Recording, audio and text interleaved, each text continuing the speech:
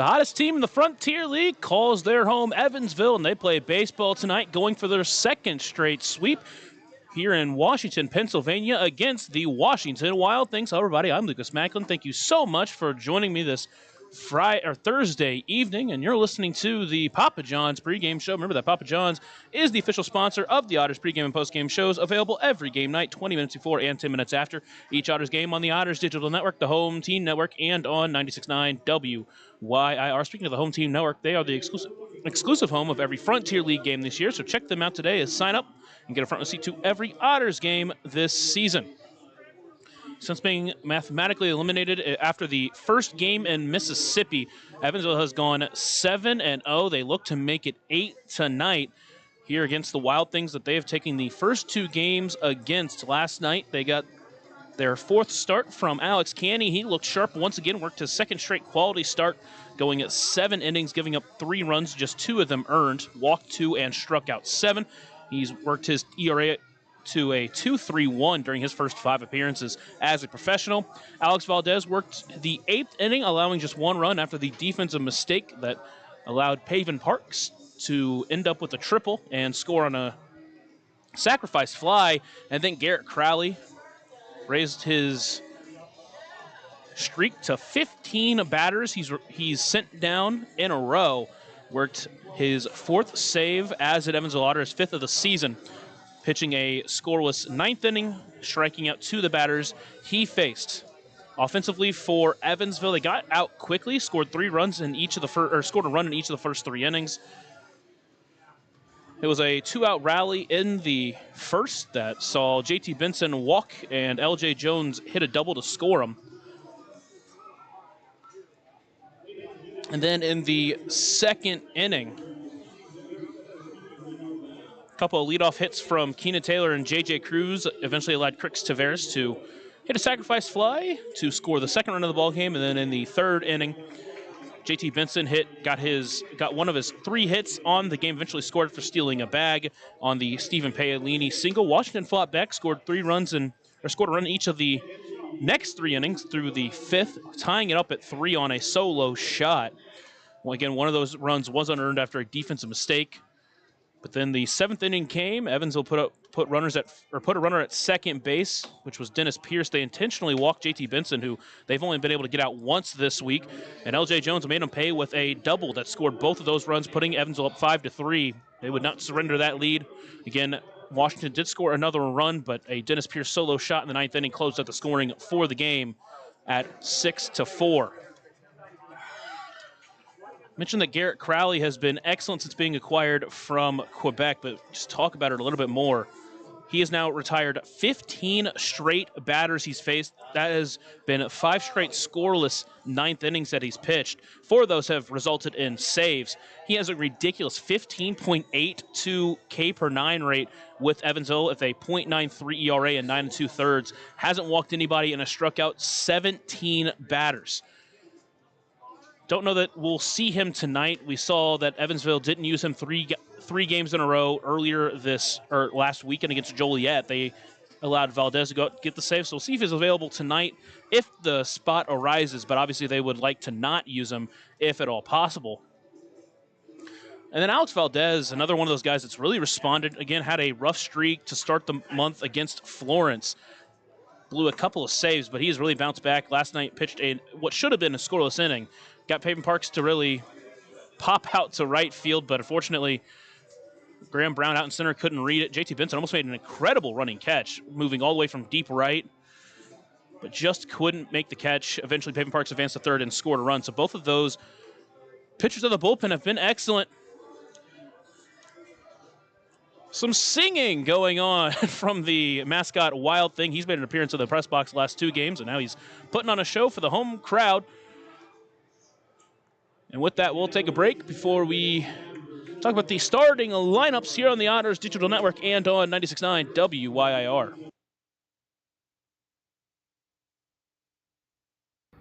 Maintaining our independence becomes more and more vital as we age. Swerka and more can help you navigate this important journey by answering your questions and connecting you to free and unbiased community resources and support services. If you are seeking advice for yourself or a loved one, let Swerka be your first call. More information available at swerka.org or by calling 812-464-7800. Join Smile on Down Syndrome for a rockin' extra experience at their 24th annual Smile Mile Walk on Saturday, October 4th from 9 to noon at the Vanderburgh County 4-H Fairgrounds. Register to walk or donate by visiting smileondownsyndrome.org and come ready to rock it out for an extra spectacular time. All ages and abilities welcome. Right now in Vanderburgh County, over 800 children are in the child welfare system waiting for someone to be their voice, and you could be that voice by becoming a court-appointed special advocate, a CASA volunteer. Donating just a few hours a month of your time can change a child's life forever. Vanderburgh County CASA invites you to join them. Stand up, speak out, be for the child, be a CASA. For more information, visit vandcasa.com. That's VANDCASA.com. Ballet Indiana is made up of local ballet professionals, dedicated parents, and community members in order to provide unique and life-enriching experiences for hundreds of young dancers, while carrying out their mission to inspire a lifelong appreciation for dance for both our dancers and the Evansville community. More information on Ballet Indiana and information about their upcoming performances is available at balletindiana.org. Smile on Down Syndrome has been providing a bright hope for tomorrow to the tri-state region for 25 years, providing smiles, support, and programs for individuals with Down syndrome while raising community awareness to create a brighter world that accepts and understands people with Down syndrome. Learn more now at smileondownsyndrome.org.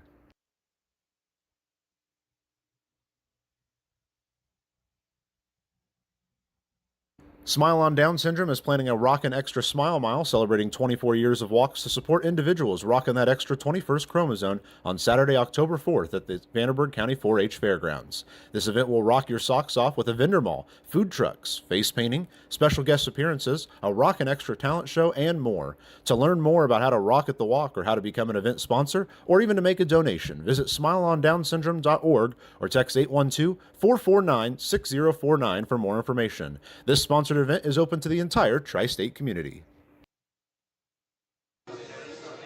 Welcome into Washington, Pennsylvania, as the Evansville Otters look to try to get their second sweep in a row, their first road sweep of the season here against the Wild Things. Evansville took the first two games each by a 2-run victory, and I'll try to do the same tonight. Hello, everybody. Thank you so much for joining me. I'm Lucas Macklin, and you're listening to the Papa John's pregame show.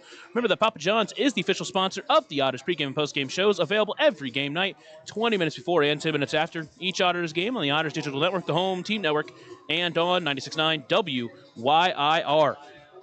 Evansville got a great start from Alex Canny, earning his third straight win on the mound. He is now 3-1 this year. He's earned a decision in each one of his 3 games. And now they will get the start from Ryan Wiltsey. Wiltsey this year with an overall ERA of 6.05 and 21 appearances. He'll be making his 7th start on the season. His last time out against Joliet, pitched a no decision where he went 5 innings, giving up 3 runs. Walked 1, struck out 4. And really, I think the thing with Wiltsey here, he's not really a traditional starter. He's been excellent out of the bullpen this year. Earned a 4.11 ERA. I've seen him come in a couple of really short notice, essentially spot starts after a starter either got hurt or didn't look good, and he's come in and settled it down. But as a starter, for whatever reasons, hasn't pitched as well. Again, the last couple of times, though, he's been really good. Went 5 innings to Windy City, just allowed 2 runs. Struck out 9 in that outing, but got a bad luck loss. Evansville's offense couldn't come through. So hopefully this is kind of a new leaf for him. He can come in tonight and shut down this Washington offense that Evansville has done a pretty good job so far in the series. Just 6 runs given up to this team during this series. It was 2 in the first game, 4 last night. One of those, of course, was unearned.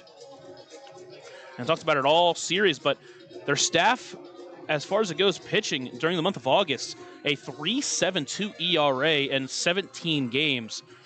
They've struck out 168 batters in 150 innings to just 55 walks. They've done a good job at pitching in this month, and hopefully that will continue against this Washington team because it is going to be a tough matchup as Washington sends out Kobe Foster, be making his 13th start of the season. He has been excellent. He enters with a 2.35 ERA. He's 5-2. This will be the third time Evansville sees him this year.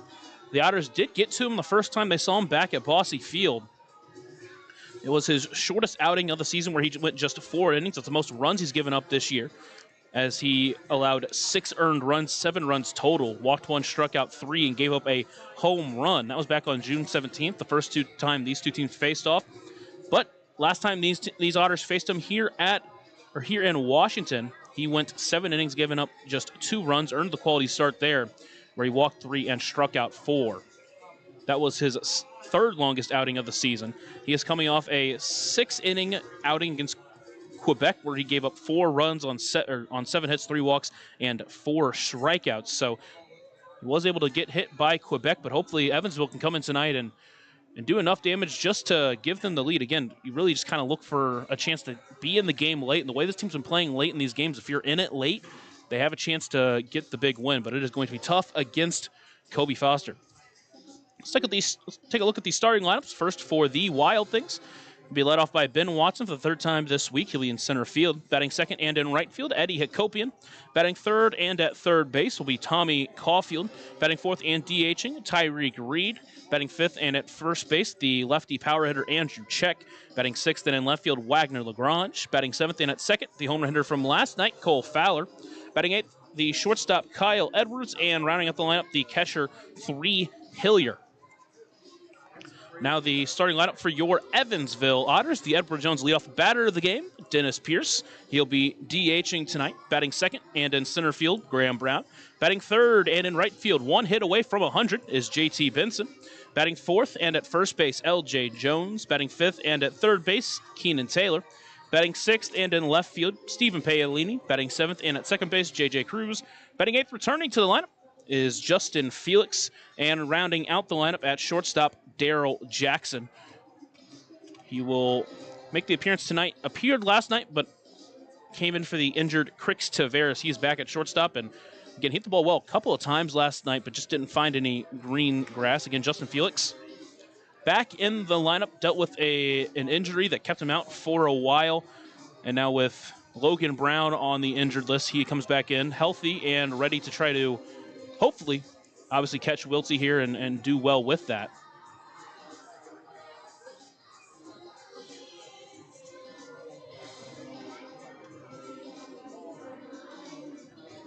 The Otters trying to win their 8th game in a row. They have been excellent over the last couple of weeks. It's been a lot of fun to be a part of this winning team. Again, talked about it in July. They were close in a lot of these games, a lot of one-run losses, a lot of games that you had the lead late but just couldn't hold on to it. But here in the month of August, especially obviously during this stretch, they've done exactly the opposite. They've won a lot of close games. They've come back in a lot of games. They've been able to hold on to leads with the back end of this bullpen really starting to settle in.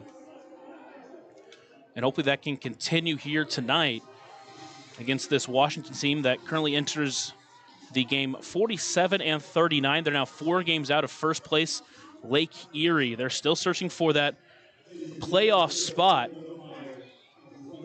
Currently their magic number is at 7. The only way it's been going down as of late is Mississippi losses, as Washington on a 6-game losing streak. That includes a sweep to the hands of, or by the hands of Quebec, and now on the verge of being swept by Evansville here at home. The Otters won the final 2 games against Mississippi, helping out Washington there, winning their first road series of the season. Then the home sweep of Joliet, their 2nd sweep of the year.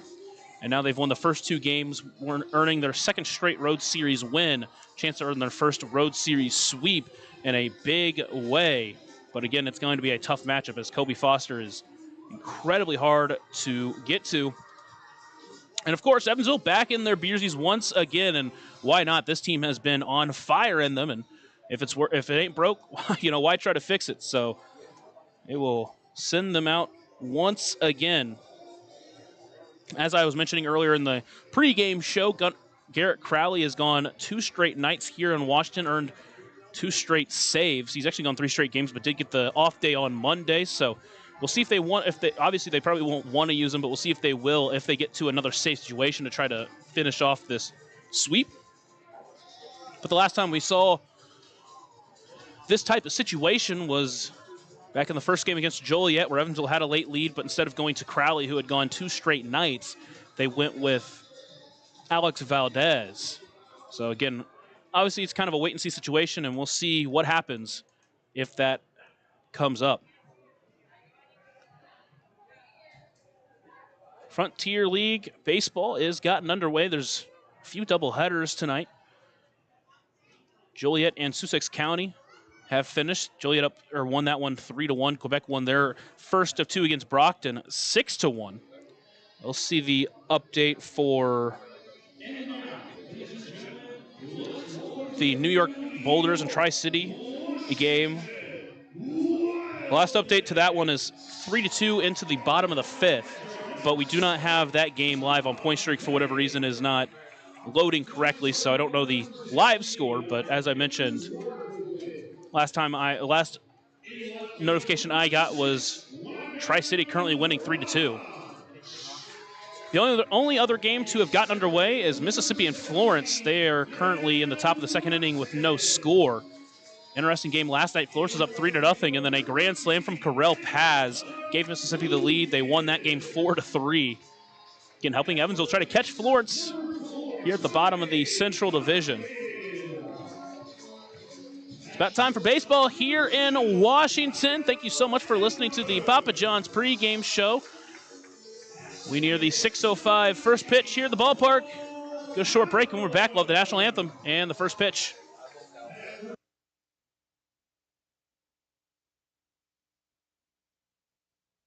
Join Smile on Down Syndrome for a rockin' extra experience at their 24th annual Smile Mile Walk on Saturday, October 4th from 9 to noon at the Vanderburgh County 4-H Fairgrounds. Register to walk or donate by visiting smileondownsyndrome.org and come ready to rock it out for an extra spectacular time. All ages and abilities welcome. And now, ladies and gentlemen, this is our Things-Audiocast. Enjoy this is the singing of the national anthem. Tonight's national anthem is presented by the Grocery Sisters Pittsburgh, the region's premier Victoria agency. Performing tonight's national anthem, please welcome Melissa Pettit.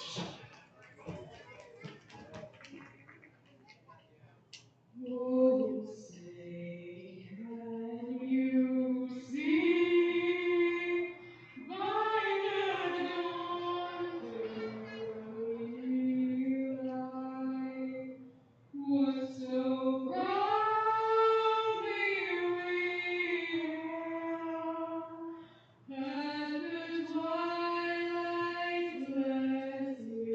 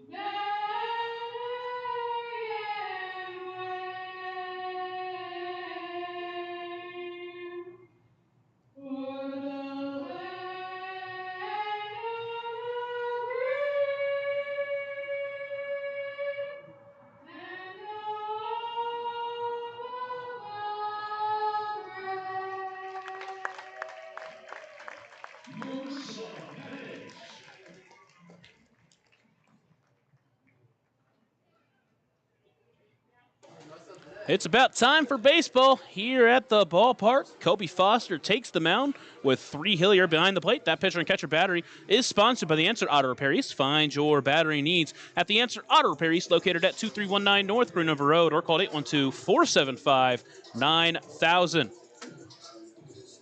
Slight wind blowing out to left field here at the ballpark.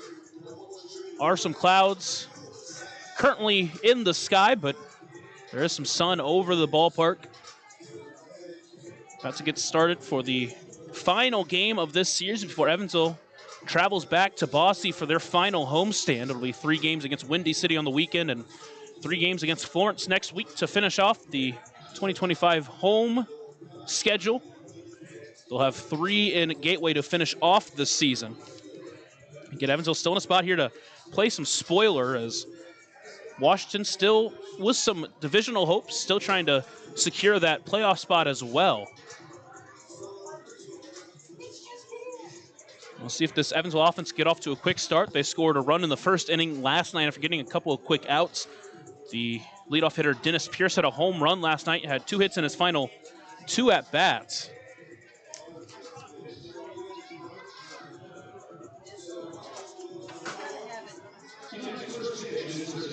Pierce, currently in the midst of a 29-game on-base streak, steps in to start this ball game. The Edward Jones leadoff batter of the game. He's DHing for the 2nd straight night with Keenan Taylor at third. Again, Keenan's played a fantastic third base. Here's the first pitch to him from the lefty Foster, as that one misses low and wide, and that's how we get started underway. As the first pitch gets in at 6:07 p.m. Central Time. 1-0 pitch. That one does find the zone. Went off speed top corner, make it 1-1. Mentioned this in the pregame show, but Foster entering with a 2.34 ERA. As that pitch misses outside, make it 2-1.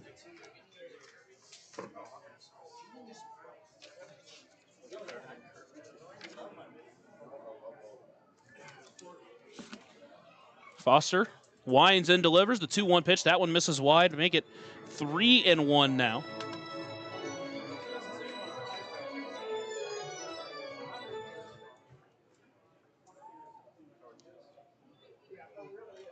That one is fouled off by Pierce. Count runs full. Kobe Foster making his 12th start of the season. Last year in 18 starts, pitched to a 2.91 ERA. The year before that, a 2.66 ERA in 18 appearances. Here's the payoff pitch. That one taken low for ball 4, and that's how Evansville starts off with a Deerhead Sidewalk Cafe and Bar for Dennis Pierce, and didn't take long to extend his on-base streak to 30. Now matches the team high this season from David Mendham. And then following him is going to be Graham Brown. Brown in game 1 reached a couple of times, including on a home run. Last night ended up going 0 for 5, but had a few really good at-bats at the plate. First pitch swinging, fouls that one off back, make it 0-1. Foster, the former Tennessee Wesleyan Bulldog, played 3 seasons for them in the NAIA before joining Washington that same season of 2022. And man, has he been good against Evansville during his career. 0-1 pitch. That one finds his own outside edge, make it 0-2.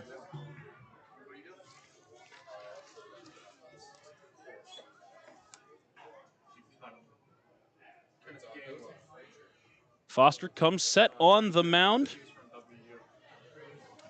and delivers the 0-2 pitch. That one misses low and wide. In his 10 starts, he holds a 2.62 ERA. That's including the start earlier where he gave up 6 runs in 4 innings.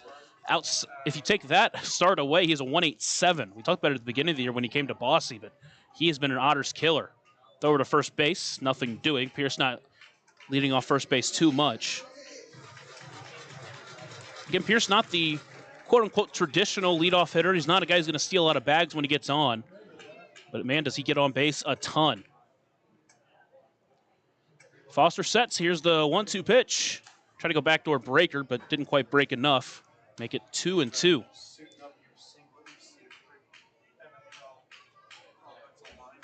Graham Brown has found his footing again here in the month of August. He's been off to a hot start.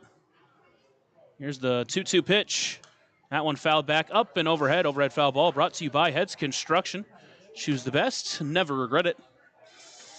Again, just like the team as a whole, getting a hot finish to end this season is obviously huge morale, setting up for the 26th season. Foster staring down Pierce at first, delivers the 2-2 pitch. That one on the ground towards third, brought in by Caulfield. And he can't handle it, he bobbles it, and everybody's safe. The speed of Brown may have broken it up, but man, that was about as tailor-made of a double play you could get. But instead, runners at first and second with still no one out for the ultra-hot JT Benson. Man, if they'd not been able to get this guy out. He reached all 5 times last night, including 3 hits. He's also intentionally walked once. Went 3 for 4 in the first game of the series. He's now 7 for 8. First pitch, squares on a bunt, pulls it back. That one misses high for ball 1. 3 walks on the series as well. Speed of Benson, he could easily get on base with a bunt. He also enters with 99 career hits. Foster sets on the mound. Stares down Pierce at second. Looks over at first and delivers the 1-0 pitch.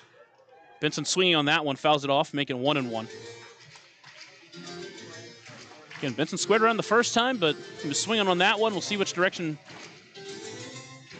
McCauley wants to send him.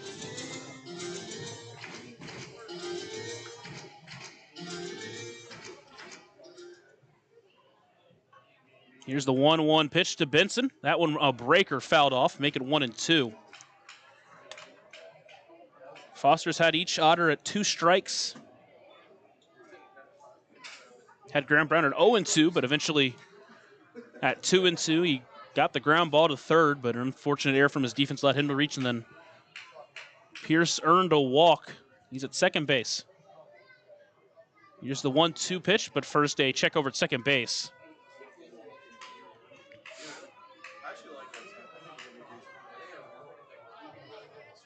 Otters trying to get on the board early here against Washington, threatening with no one out and runners at first and second. Here's the 1-2 pitch. Benson takes that one low, make it 2-2. What a take there from Benson. That one dropped just below the zone.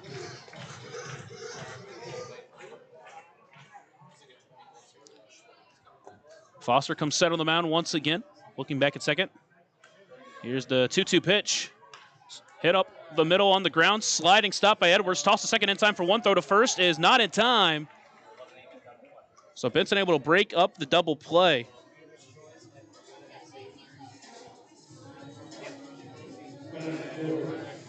That'll put runners at the corners with just one away for LJ Jones. Jones, a big night for him last night. A couple of doubles, 3 RBIs.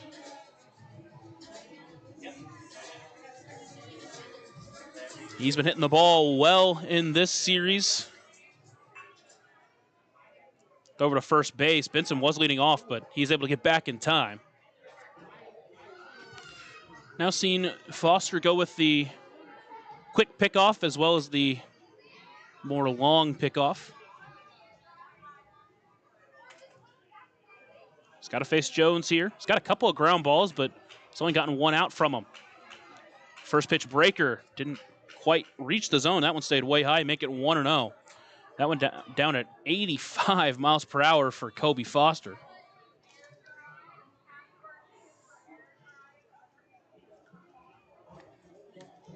Foster in his 11th professional start against Evansville as that backdoor breaker just finds the zone outside edge, making 1-1.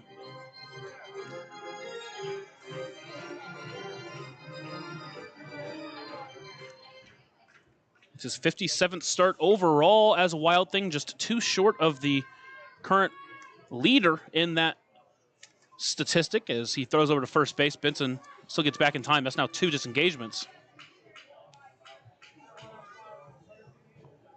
The most starts for Washington overall is Chase Cunningham with 59. Here's the 1-1 pitch. Benson takes off. That one on the ground towards short. Won't be a double play. Edwards' long throw to first is going to be in time for out number 2, but the Otters get on the board with that ground out. LJ Jones does his job. Benson steals a bait, or goes to the steal to avoid the double play, and there's 2 away. Runner still in scoring position for Keenan Taylor.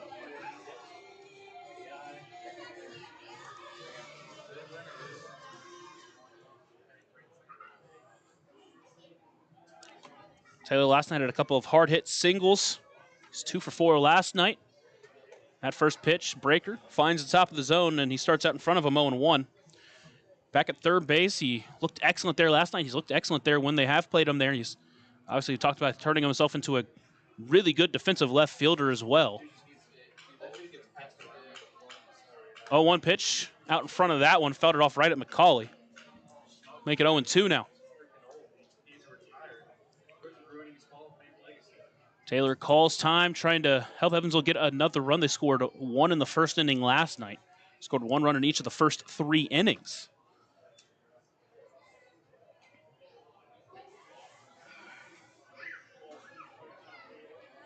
Foster looking in to his catcher, comes set. Delivers the 0-2 pitch to the Otters' third baseman. Swung on and missed, chased the fastball up and out of the zone. And that will do it for the Otters here in the first, but they get on the board early. They'll give Ryan Wiltsey an early 1-0 lead as we head to the bottom of the first. You're listening to the Otters Digital Network and on 96.9 WYIR. Right now in Vanderburgh County, over 800 children are in the child welfare system waiting for someone to be their voice, and you could be that voice by becoming a court-appointed special advocate, a CASA volunteer. Donating just a few hours a month of your time can change a child's life forever. Vanderburgh County CASA invites you to join them. Stand up, speak out, be for the child, be a CASA. For more information, visit vandcasa.com. That's VAND CASA.com. Smile on Down Syndrome is celebrating 25 years of serving smiles to the Tri-States Down Syndrome community. Not only do we offer programming and support services, we sponsor annual events that give people with Down syndrome opportunities to be stars of the show at our World Down Syndrome Day Ice Cream Social and Talent Show, Christmas dinner, and our Smile Mile, which is a day celebrating our Down syndrome community, their families that involve the entire tri-state community, and the highlight of the year when individuals with Down syndrome really shine like a star among smiling supporters. Learn more and find your way to get involved and show your support at smileondownsyndrome.org.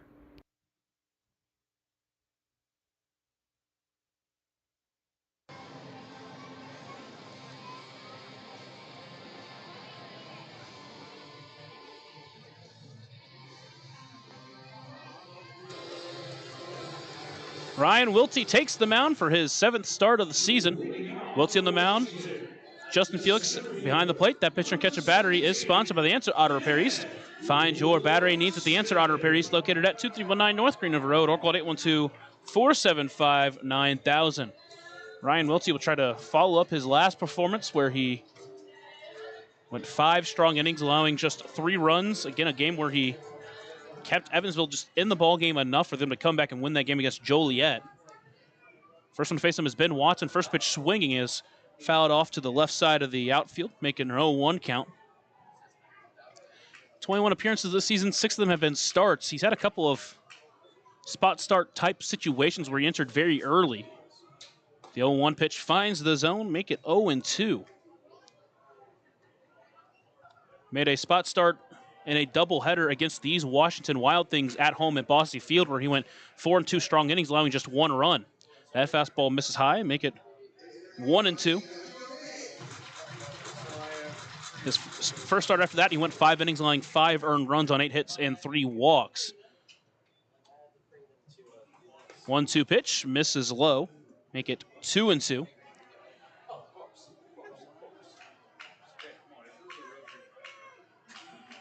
He also had a 5 1/3 inning outing against Mississippi, where he came in early. Is that one a soft looper into left field? That's going to get down for a base hit.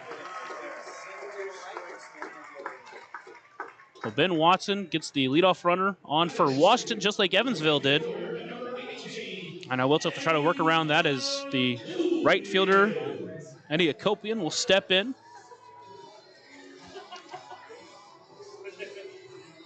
Akopian last night went 1 for 3 with a single. Wiltsey working from the stretch now, delivers the first pitch. Fastball misses high and wide for ball 1. Wiltsey had a game back on July 3rd, as I mentioned, against Mississippi, where he went 5 2/3, allowed just 2 earned runs. Those were both in his final inning of work. Runner takes off for second. Pitch is called a ball, throw down, bounces, and it's not in time. So a stolen base for Ben Watson as Washington tries to answer back the run that Evansville just scored.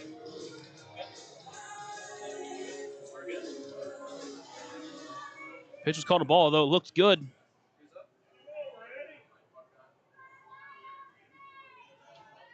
Wiltsey looks back, delivers a 2-0 pitch. That one does find the zone middle. Copian's been off to a extremely fast start here for Washington. After last night, now has a .321 batting average. That pitch finds his zone at the knees, make it 2-2.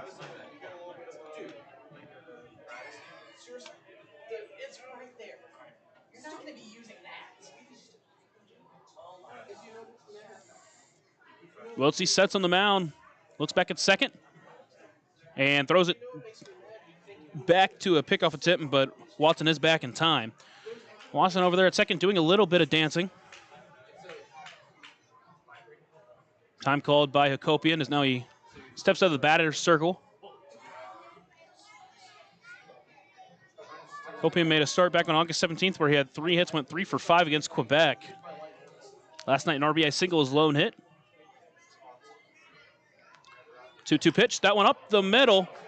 Jackson able to glove it, can't handle it well, throw to first, not in time. Hakopian beats it out. Now there are runners in the corners with no one out.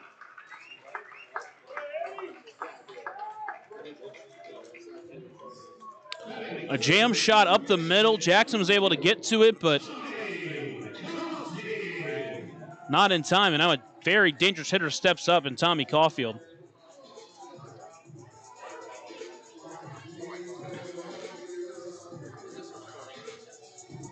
Caulfield last night went 2 for 4. Entering with a .331 batting average, a .410 OBP. The first pitch to him is swung on, popped up right side. Cruz out on it.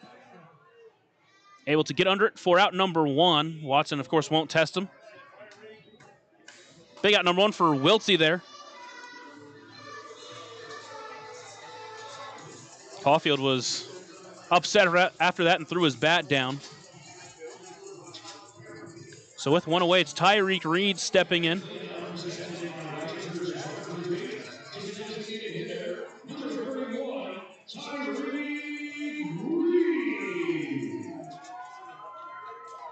Now Reed will follow that in another big spot here. Evansville leads 1-0, but Washington threatening here early in the bottom of the first. First pitch just misses high, and he'll start behind Reed 1-0.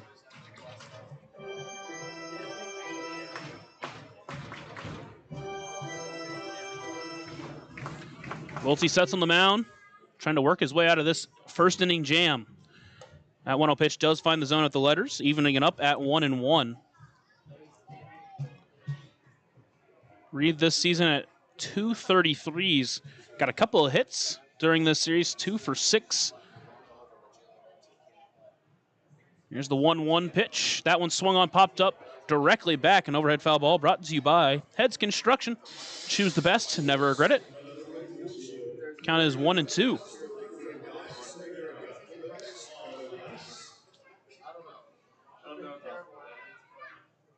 Reed still with a .386 OBP, so he's done a good job at working counts. Runner takes off, pitch is called a ball, throw down is not going to be in time. Cruz able to keep it in front of him. Second stolen base of the inning off of Felix.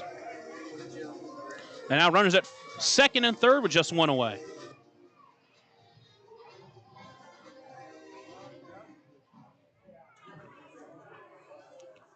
Count is 2-2 to Reed if that pitch missed high. Wiltsey sets and delivers. That one popped up right side. It's going to get out of play, and the count will stay at 2-2. Just able to go down and get that one to stay alive was Reed. Reed in his second year as a Wild Thing. Last year had a .330 batting average over the season. Again, this year a little bit down, but still a .386 OBP.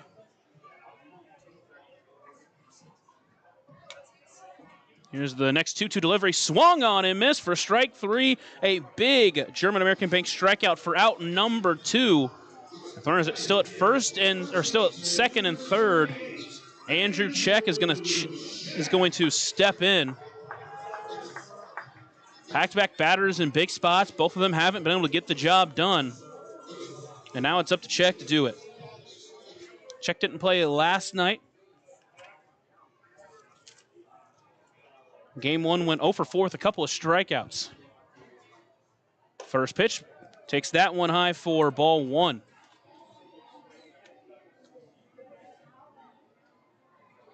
Check with 22 home runs this year. The most he's had in a professional season. 1-0 pitch. That one hit well deep to the right center. The Otters can only watch as that one leaves the ballpark and Washington jumps out in front.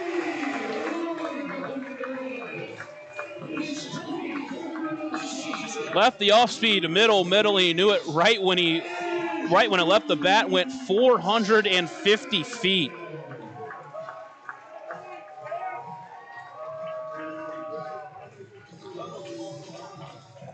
And for the first time this series,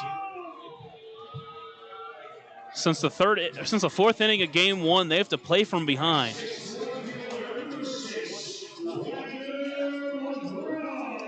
This inning still not over. It's Wagner Lagrange. First pitch finds the zone. Wiltsey back in the count at 0-1. Saw this from Wiltsey back in the start against Ottawa specifically, give up 4 home runs. Long ball's been his real big deficit as that one swung on and missed. Got him out in front, make it 0-2. It's kind of been his one big problem, those long balls.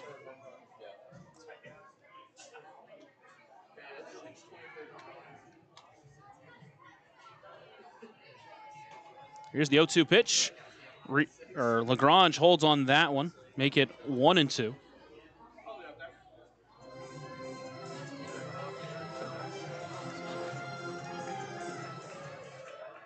Wiltsey on the mound trying to get out of this first inning with no more damage. 1-2 pitch popped up right side. Cruz out on it. In on it is Benson. Cruz calling him off, but it's Benson who eventually gets the final call and brings it in for out number 3. But a 3-run home run from the big-time power hitter Andrew Check puts Washington up 3-1. Evansville to play from behind here in the second on the Otters Digital Network and on 96.9 WYIR. Ballet Indiana is made up of local ballet professionals, dedicated parents, and community members in order to provide unique and life-enriching experiences for hundreds of young dancers, while carrying out their mission to inspire a lifelong appreciation for dance for both our dancers and the Evansville community. More information on Ballet Indiana and information about their upcoming performances is available at balletindiana.org. Smile on Down Syndrome has been providing a bright hope for tomorrow to the tri-state region for 25 years, providing smiles, support, and programs for individuals with Down syndrome while raising community awareness to create a brighter world that accepts and understands people with Down syndrome. Learn more now at smileondownsyndrome.org. Smile on Down Syndrome is planning a Rockin' Extra Smile Mile celebrating 24 years of walks to support individuals rocking that extra 21st chromosome on Saturday, October 4th at the Vanderburgh County 4-H Fairgrounds. This event will rock your socks off with a vendor mall, food trucks, face painting, special guest appearances, a Rockin' Extra talent show, and more. To learn more about how to rock at the walk or how to become an event sponsor or even to make a donation, visit smileondownsyndrome.org or text 812-449-6049 for more information. This sponsored event is open to the entire tri-state community. We head to the bottom of the second inning. Otters have to play from behind as they will have their 2 lefties in this lineup against the southpaw. First with Stephen Paolini.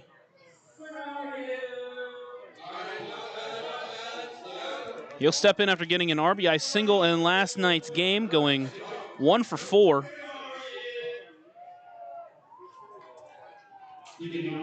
Also stole a bag last night. Again, hasn't been caught yet on the base pass. See if he can get on to lead off this second inning. First pitch front door breaker finds the zone. He'll start behind 0-1. During the 7-game win streak, they've had to play from behind before. Went down early 3-0 against Joliet in the opener. Now down 3-1 here. Tried to go breaker, but missed outside, make it 1-1. A game of Mississippi that was completely back and forth all night. Had to play from behind multiple times in that game. 1-1 pitch swung through, can't catch up to it.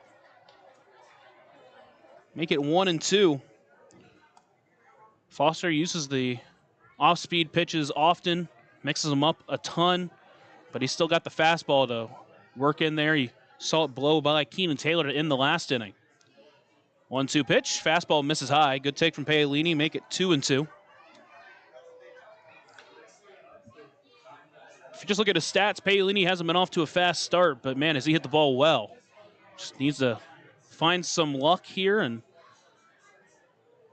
here's the 2-2 pitch. That one hit well and deep into right. That's going to send a Copian back to the track. That one's at the wall, and that one's gone. Stephen Paolini answers, cuts the lead in half, and the Otters trail by 1.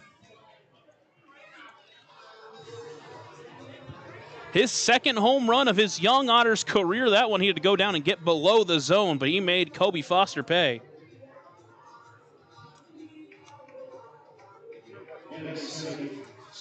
Not quite 450, but that one went 378 out to right. And now here comes J.J. Cruz to follow that. First pitch front door breaker didn't quite reach the front door, make it 1-0. So what I've been saying, Evansville's been playing from behind. They've been playing well from behind.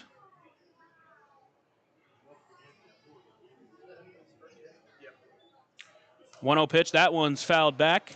That one will get up and overhead. Overhead foul ball brought to you by Heads Construction. Choose the best and never regret it.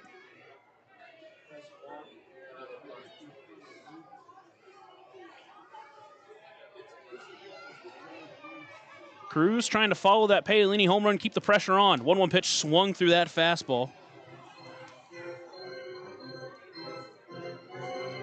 Count is 1-2 here to the Otters' second baseman. 1-2 pitch breaker, swung on and missed. Couldn't stay back on the 69 mile per hour curveball. So with 1 away, it'll be Justin Felix stepping to the plate.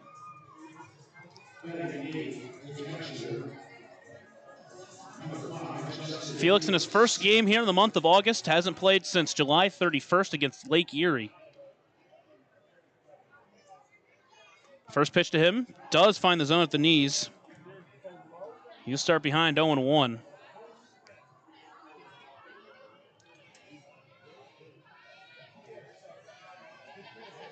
Felix, before he got hurt, was starting to find some success at the plate. Swings through that one, make it 0-2. Back-to-back games where he played one against Quebec, one against Ottawa, had doubles in each of those games. The game in Quebec had a couple of walks as well, a big RBI double.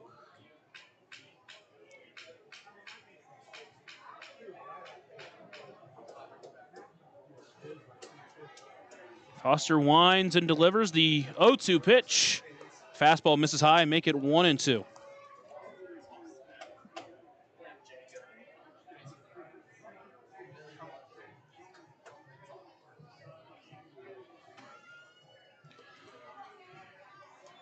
Counts 1-2. Foster winds and delivers.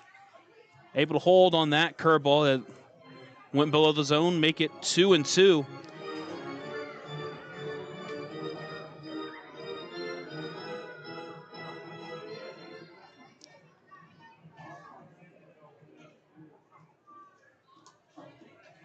Foster on the mound, winds, delivers the 2-2 pitch to Felix. Swung on and missed, can't catch up to the fastball. There's 2 away.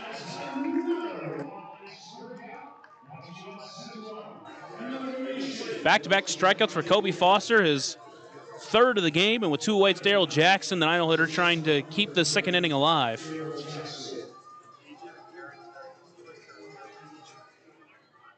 Jackson last night went 0 for 2, but hit the ball hard both times he was at the plate.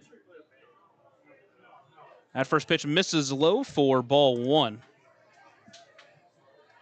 The Otters scored 1 run in the first inning last night. They've scored 1 run in the second in both of the last 2 games. That pitch to him misses as well. Make it 2-0. Jackson during his early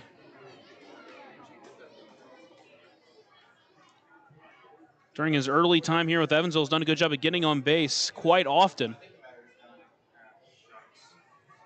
2-0 pitch misses low and in. Make it 3-0 with Dennis Pierce waiting on deck.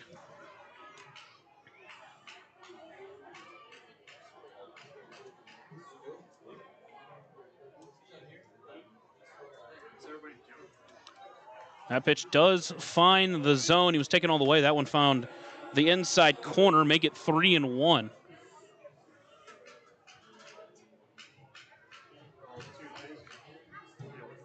Foster on the mound. Delivers the 3-1 pitch. That one misses low, but no. Called strike 2 on a pitch below the zone.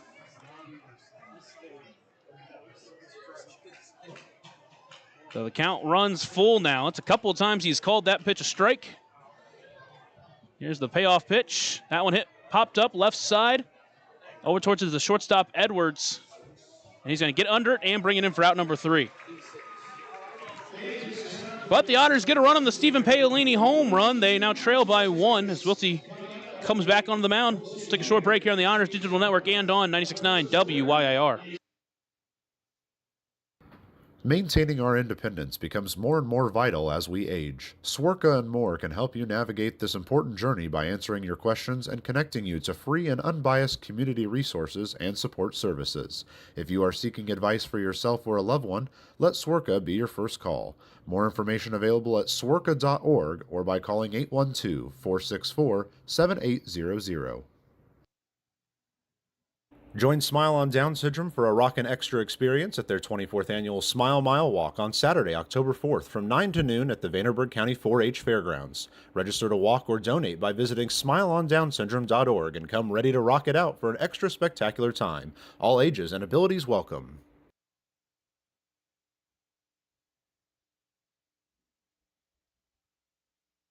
Right now in Vanderburgh County, over 800 children are in the child welfare system waiting for someone to be their voice, and you could be that voice by becoming a court-appointed special advocate, a CASA volunteer. Donating just a few hours a month of your time can change a child's life forever. Vanderburgh County CASA invites you to join them. Stand up, speak out, be for the child, be a CASA. For more information, visit vandcasa.com. That's V-A-N-D CASA.com. Welty finishes up his warm-ups here in the second inning and try to come out and respond for giving up the 3-run home run to Andrew Check. Similar to what happened his last time out against Joliet, gave up 3 runs in the first inning, but then pitched through the next 4 innings scoreless. He'll face Cole Fowler to start this inning off, and hopefully he can do the same here. Evansville's already brought it back to within 1. They scored a run in each of the first 2 innings. Here's first pitch to Fowler. First pitch swinging, chopped on the ground towards first. Jones takes it himself to first, and that'll do it for out number 1. Again, you ask Ryan Wiltsey on the mound to start. Just if he can give you 5 innings and keep you in the ball game, that's great for you. Again, the bullpen has looked really good after him, so if he can somehow manage to leave with the lead, feel really good about that.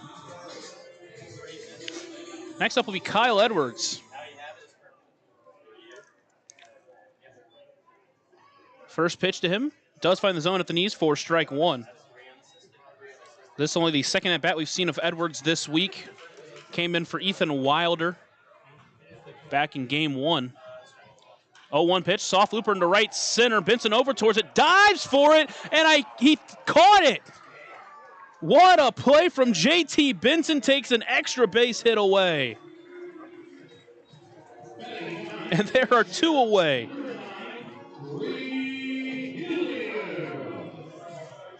JT Benson almost made an incredible catch last night, but didn't miss it tonight. dove out for it. He's made so many of those this year. After a couple quick outs, it'll be 3 Hilliard of meet Wilsey.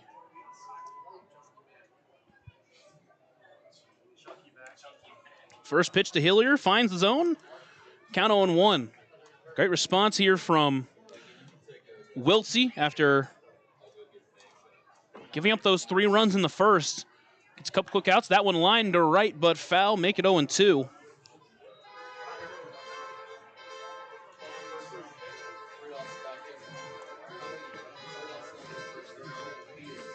Hilliard trying to extend the second inning. Evansville trailing 3-2. Washington scored 3 runs in the first, but a couple of quick outs here. The 0-2 pitch just missed outside, make it 1-2.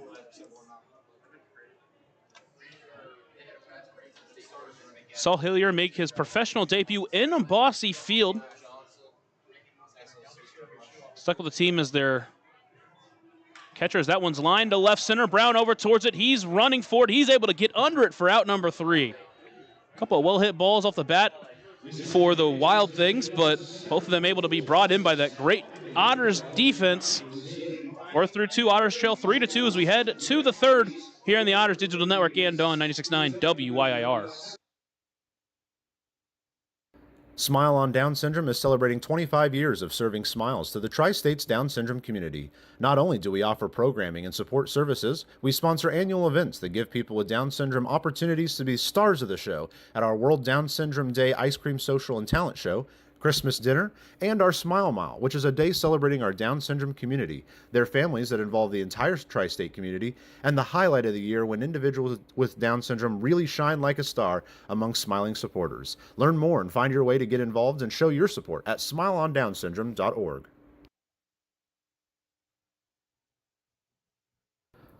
Ballet Indiana is made up of local ballet professionals, dedicated parents, and community members in order to provide unique and life-enriching experiences for hundreds of young dancers, while carrying out their mission to inspire a lifelong appreciation for dance for both our dancers and the Evansville community. More information on Ballet Indiana and information about their upcoming performances is available at balletindiana.org. Smile on Down Syndrome has been providing a bright hope for tomorrow to the tri-state region for 25 years, providing smiles, support, and programs for individuals with Down syndrome while raising community awareness to create a brighter world that accepts and understands people with Down syndrome. Learn more now at smileondownsyndrome.org. We head to the third inning. Otters trail 3-2. They've scored a run against Kobe Foster in each of the first 2 innings, and hopefully they'll be able to do it again here. They'll have the top of the lineup due up. The Edward Jones leadoff batter of the game, Dennis Pierce, will step in. He walked his first time up.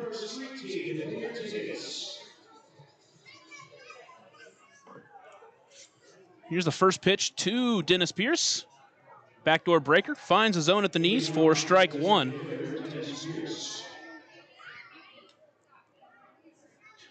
Again, Foster with a huge difference in speeds on the mound as he gets Pierce to swing through that changeup, make it 0-2. Get up to 88 on the fastball, get as low as 65 on that off-speed pitch. Mixing some change-ups around 78 to 80, and so hard to time up at the plate. Here's the 0-2 pitch to Pierce. On the ground towards third, it's going to stay fair, brought in by Caulfield. Long throw to first is in time, and there's one away.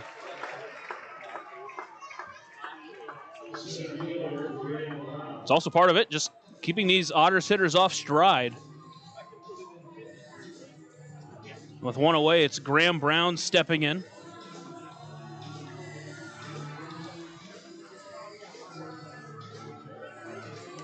Brown reached on an error his first time up.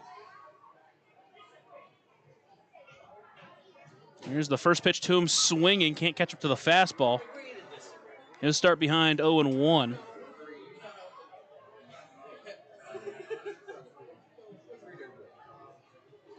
Here's the 0-1 pitch to Graham Brown. Fouls that one off. Make it 0-2. Once again, just off stride.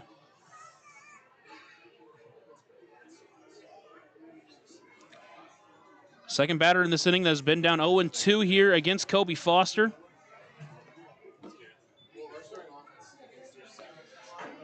Foster asks for a new baseball and gets a new baseball.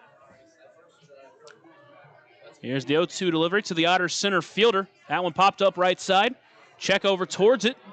Moving into foul territory, still trying to find his way under it, but it lands closer to the line than he was. So Graham Brown will stay alive. It looks like Check just lost it in the air. Fowler was trying to find his way over there too, but just couldn't get himself under it.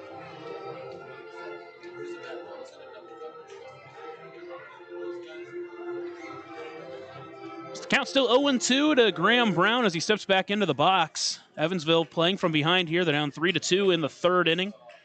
Just one hit for Evansville, a couple of runs. We're fortunate with an error from Washington as that fastball misses high, making 1-2. Third baseman Caulfield had a chance to get a double play in the first inning, or at least get a fielder's choice. Couldn't handle it, put runners at first and second. Evansville would take advantage and score a run there. Andrew Check 3-run bomb, the difference right now in this ball game. That one's popped up, shallow center field. Out on it is Cam Fowler. Brings it in for out number 2.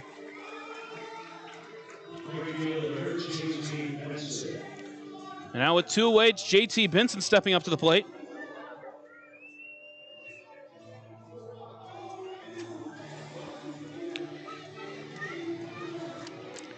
Got a guest up here. I think he's threatening me. Wild thing for the 3rd straight game. How you doing today? Like a so-so. I mean, Andrew Check hit the ball far. That one's hit well by Benson. That's going to get down for a base hit. And now you're here for JT Benson's 100th professional hit. How about that? Wild thing joining me up here for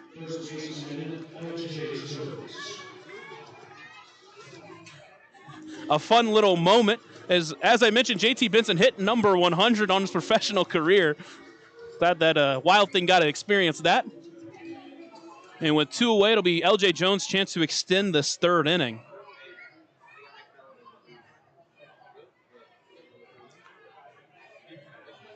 Here's the first pitch to Jones. That one misses high for ball 1.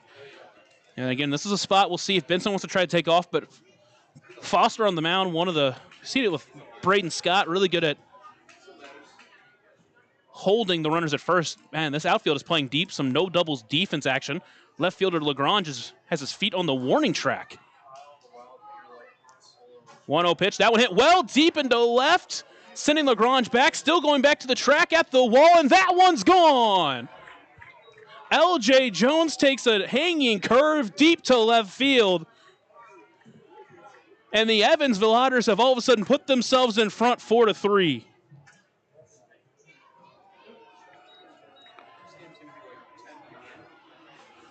Jones' 2nd home run of the series, his 8th on the year. And they've given their pitcher the lead here in the 3rd.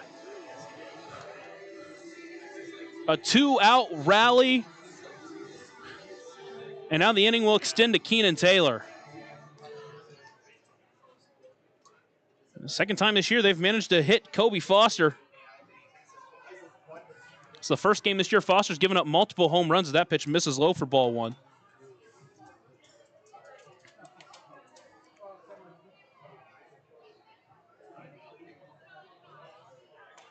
Backdoor breaker finds the zone, make it 1-1 to Taylor. Taylor's first time up, struck out swinging on a high fastball.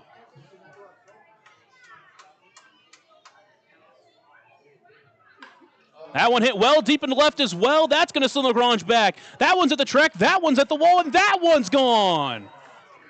Back-to-back home runs for Evansville.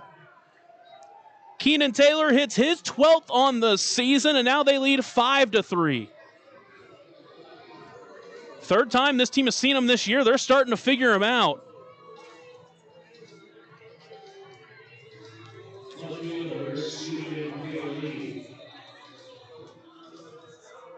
Back-to-back home runs just for the 2nd time this year for Evansville. And now Stephen Paolini will be up to follow that. He homered his first time up.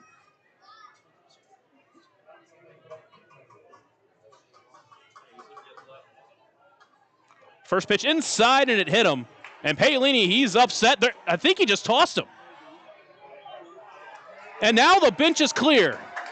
After everything, benches have cleared. Bullpens are coming in as well. And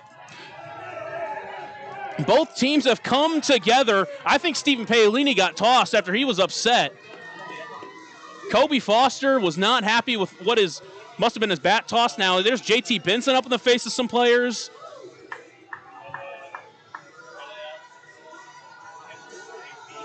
Umpires will get everything separated. We'll see the final situation, but man, this has been a turn of events. 3 runs on a couple of long balls for Evansville, and at least one player has been ejected in this game. We'll see if there are more. Still some jawing out there from both teams.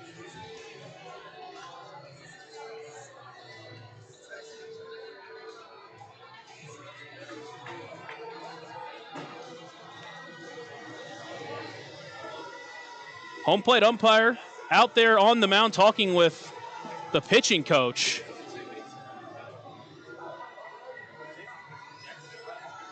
Home plate umpire Jimmy Sapp still talking.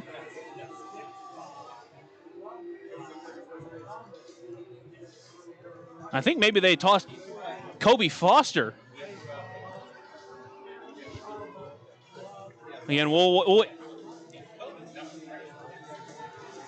wait and see the final words, but I think it was no warning. That was just get up, get out. One of those situations where he wasn't happy with the home run trot from Stephen Paolini back in the second and made it known.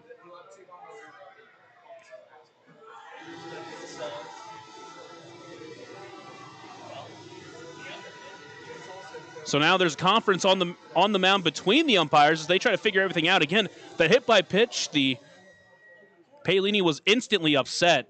Had some words, took a couple steps out to the mound, but eventually was stopped by the home plate umpire, and then both benches cleared instantly. And there goes Kobe Foster. It looks like he's gone again. Evansville just had his number tonight.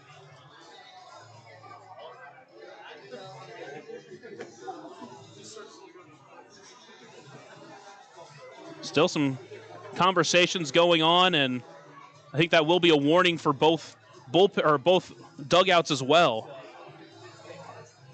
Obviously, you don't want this to turn into a bigger thing. There is a new pitcher coming out for Washington, ready to get warm. We'll take a short break here on the Otters Digital Network, and when we're back, we'll talk more about everything and get everything straight, and we'll have more on the new pitcher here on the Otters Digital Network and on 96.9 WYIR. Smile on Down Syndrome is planning a Rockin' Extra Smile Mile celebrating 24 years of walks to support individuals rocking that extra 21st chromosome on Saturday, October 4th at the Vanderburgh County 4-H Fairgrounds. This event will rock your socks off with a vendor mall, food trucks, face painting, special guest appearances, a Rockin' Extra talent show, and more. To learn more about how to rock at the walk or how to become an event sponsor or even to make a donation, visit smileondownsyndrome.org or text 812-449-6049 for more information. This sponsored event is open to the entire tri-state community. Maintaining our independence becomes more and more vital as we age. Swerka and More can help you navigate this important journey by answering your questions and connecting you to free and unbiased community resources and support services. If you are seeking advice for yourself or a loved one, let Swerka be your first call. More information available at swerka.org or by calling 812-464-7800.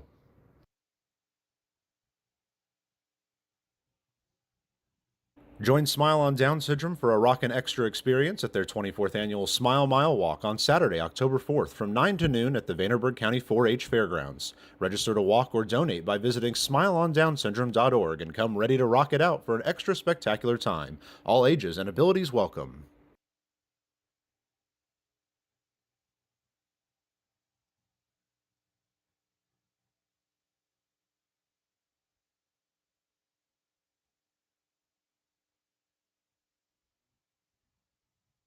Right now in Vanderburgh County, over 800 children are in the child welfare system waiting for someone to be their voice, and you could be that voice by becoming a court-appointed special advocate, a CASA volunteer. Donating just a few hours a month of your time can change a child's life forever. Vanderburgh County CASA invites you to join them. Stand up, speak out, be for the child, be a CASA. For more information, visit vandcasa.com. That's VAND CASA.com.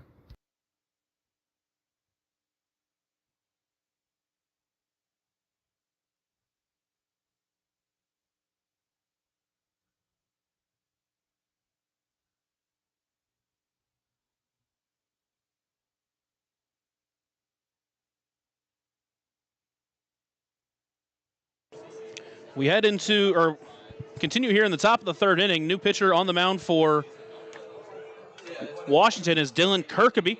Kirkaby on the mound. Behind the plate is 3 Hillier. That catcher battery is sponsored by the Answer Auto Repair East. Find your battery needs at the Answer Auto Repair East, located at 2319 North Green River Road, or call 812-475-9000.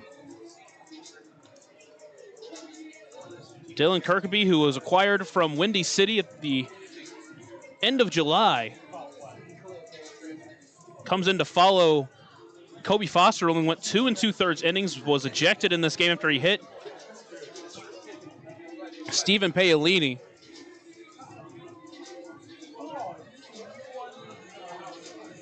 Kirkaby just making his second appearance this year for Washington. First time out went 4 1/3 and a start against New Jersey. This time will come in as a reliever here, trying to go long. This year with Windy City. Actually spent time with 3 different teams. Played 4 games for Schaumburg, where he had a 3.42 ERA.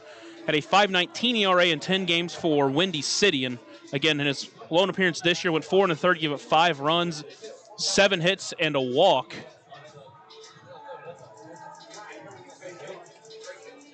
It looks like, and now I think Andy McCauley just got tossed. McCauley was upset with whatever ruling the umpires made. Paolini's still in the game at first. But then Andy McCauley was jawing off to one of the umpires. He gets tossed in this game, and now he's going to get his money's worth.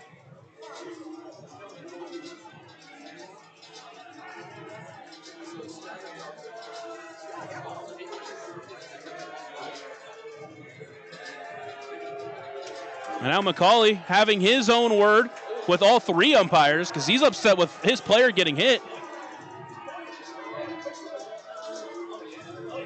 And he's really getting his money's worth out there, making sure his voice is heard.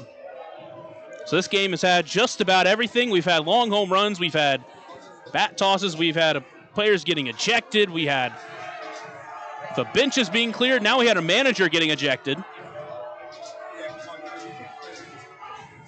Evansville, amidst all this, has scored 3 runs in this inning. They lead 5-3. And it's going to be J.J. Cruz due up next with a runner at first base and just 1 away, or 2 away. All this has happened with 2 outs in the inning. J.T. Benson hit his 100th professional hit.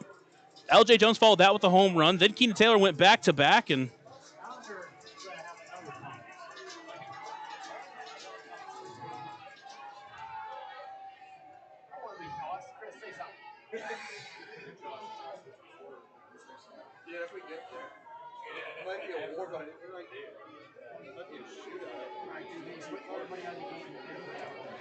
and now another conversation between the umpires as they try to figure out everything.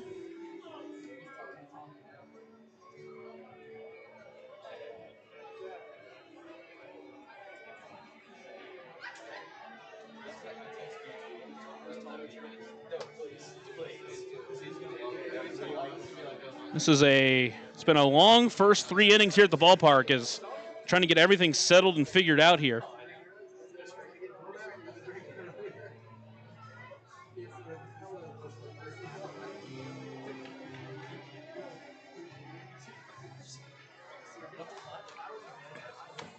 And here comes Tom Vaith out there to get whatever explanation.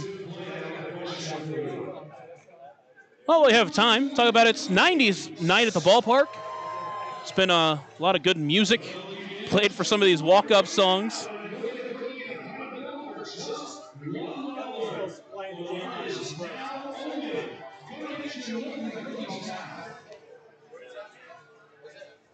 Looks like Evansville's going to be playing the game under protest with everything.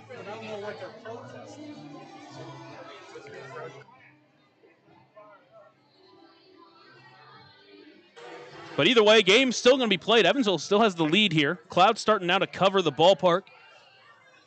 J.J. Cruz will step in with a runner at first base, 2 away as we finally get started again. Kirkaby on the mound, delivers his first pitch. Misses low for ball 1. Evansville was the team that Kobe Foster had his shortest outing against earlier this year, and they beat the record. He only went 2 2/3. Throw over to first base, nothing doing. Paolini again hasn't been picked off yet. Hit 3 home runs against him, accounting for 4 of the runs scored. Did have one of those runs unearned. Again, all this has happened with 2 outs here in the third.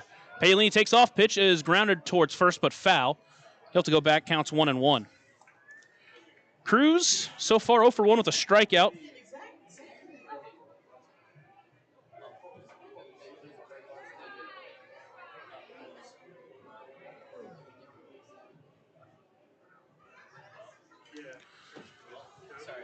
Kirkby sets on the mound, delivers the 1-1 pitch. That one lined towards first, foul as well, make it 1-2. Cruz with 8 road home runs this season, a team high. 8 of his 11 have been hit on the road. We saw Keenan Taylor get his 12th home run of the season earlier in this inning.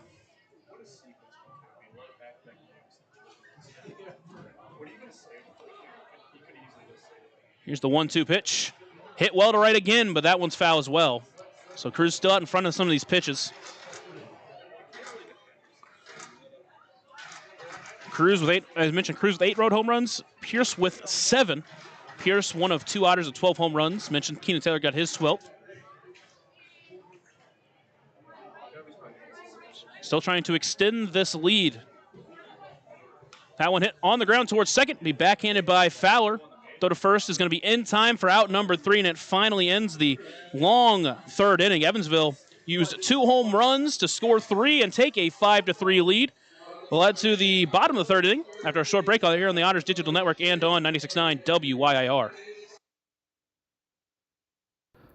Ballet Indiana is made up of local ballet professionals, dedicated parents, and community members in order to provide unique and life-enriching experiences for hundreds of young dancers, while carrying out their mission to inspire a lifelong appreciation for dance for both our dancers and the Evansville community.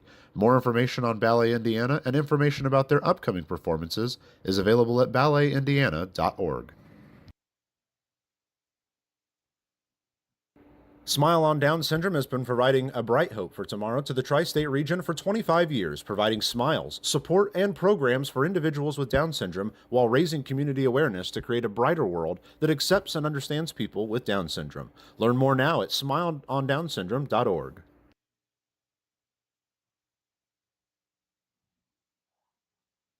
Smile on Down Syndrome is planning a Rockin' Extra Smile Mile celebrating 24 years of walks to support individuals rocking that extra 21st chromosome on Saturday, October 4th at the Vanderburgh County 4-H Fairgrounds. This event will rock your socks off with a vendor mall, food trucks, face painting, special guest appearances, a Rockin' Extra talent show, and more. To learn more about how to rock at the walk or how to become an event sponsor or even to make a donation, visit smileondownsyndrome.org or text 812-449-6049 for more information. This sponsored event is open to the entire tri-state community.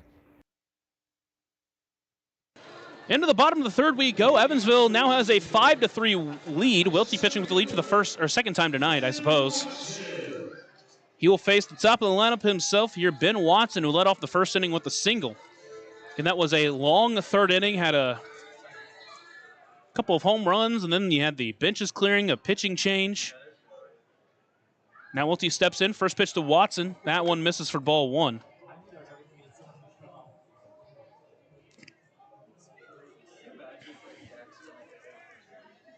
Short wind from Wiltsey. Here's the 1-0 pitch. That one lined back up the middle for a base hit, his second of the game. Starting the way he started the game off with a single. Next up will be Eddie Hakopian. He singled his first time up as well.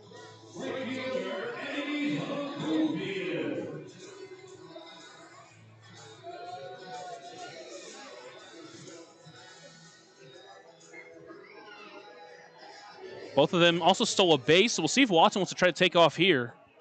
Copian, his single was an infield single. First pitch finds zone at the letters for strike 1.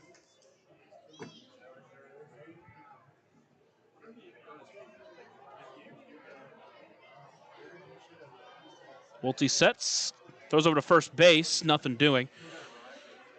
Again, feels very similar to the Joliet start. We gave up 3 early runs against Joliet, but then he settled in, really dialed it in, helped Evansville get the win, but they've responded much more quick here in this ball game. 0-1 pitch. That one just misses high and tight. Make it 1-1. It's been all around the zone so far in this at bat. Or I should say this inning. And a couple that just missed. 1-1 pitch. That one called high. 2-1. Watson took a really big jump, but was able to get back in time.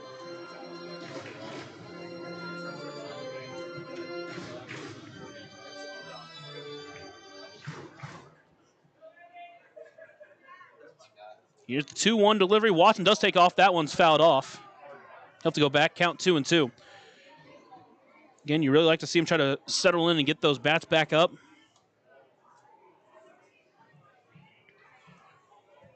You have the lead, but you really don't want to let Washington back into this game. Time now called by Hakopian. He'll step back in. Count 2-2. Still no one out here in the bottom of the third. Evansville leads 5-3. 2-2 pitch. Breaker inside. Count runs full. Couldn't quite catch the front door.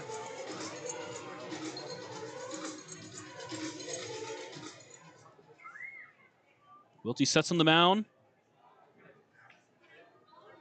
Delivers the payoff pitch. Runner takes off. That one check swing fouled off. So he stays alive, but once again, Watson going to head back to first base.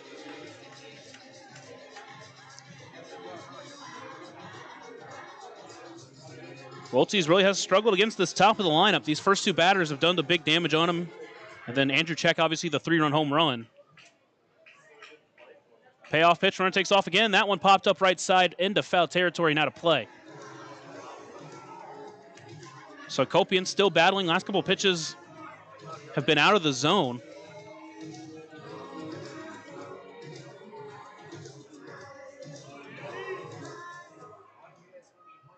Wiltsey comes set once again, trying to find a way to get Hakopian out. Sets, waits, and delivers. Runner takes off again. That one popped up right side. This one in playable territory. Is Benson coming in, still coming in. He's going to dive for it, and it bounces out of his glove in foul territory. He almost made another great catch, but just couldn't contain it. Count runs full, and we'll do it again.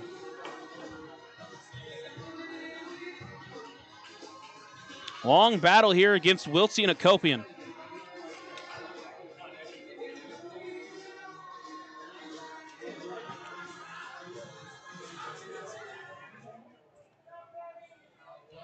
Wiltsey comes set and delivers pitch number 9. Check to swing. Did he go? He did, says the first base umpire, and there's one away. German American Bank strikeout for Ryan Wiltsey. Didn't mean to go on that pitch, that fastball up above the zone. With one away, it's up to Tommy Caulfield.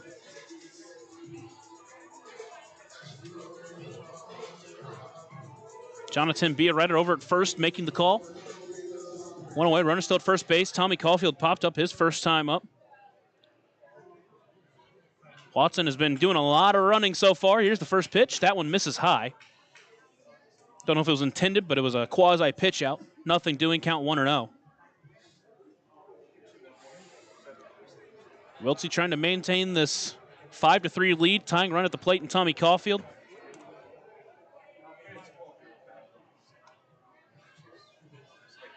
One-zero pitch, foul tipped off of Justin Felix, making it 1-1. Caulfield this year, he's got 8 home runs, 18 doubles. Again, one of the dangerous hitters in this lineup, batting .331 with a .410 OBP.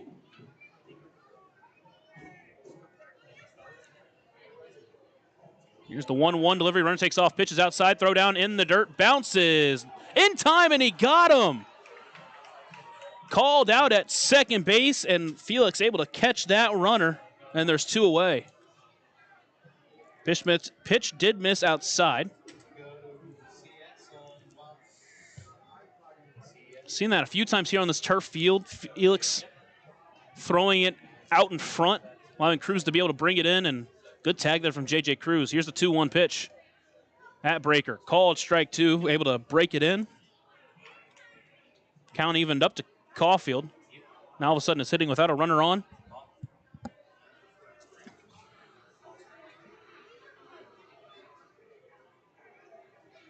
They've made him work here in this inning. Still 2 away, no one on though. Here's the 2-2 delivery from Wiltsey. Check swing fouled off.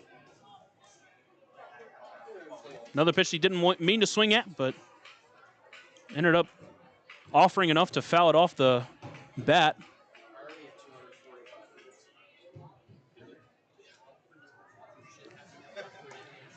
Two pitch, checked his swing, did not go. Count runs full. Second full count of the inning.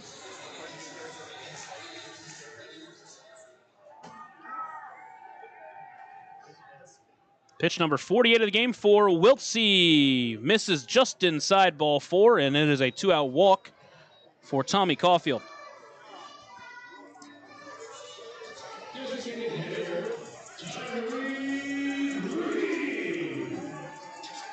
That will bring in Tyreek Reed. Reed, his last time up, struck out swinging. One of Wiltsey's 2 strikeouts on the game. He does represent the tying run here in the 3rd inning.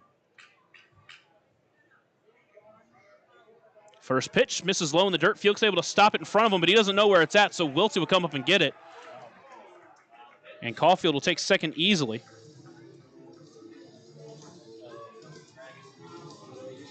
And the count is 1-0 to Tyreek Reed, now batting with a runner in scoring position. And you have Andrew Check on deck. You really don't want to see him in this inning.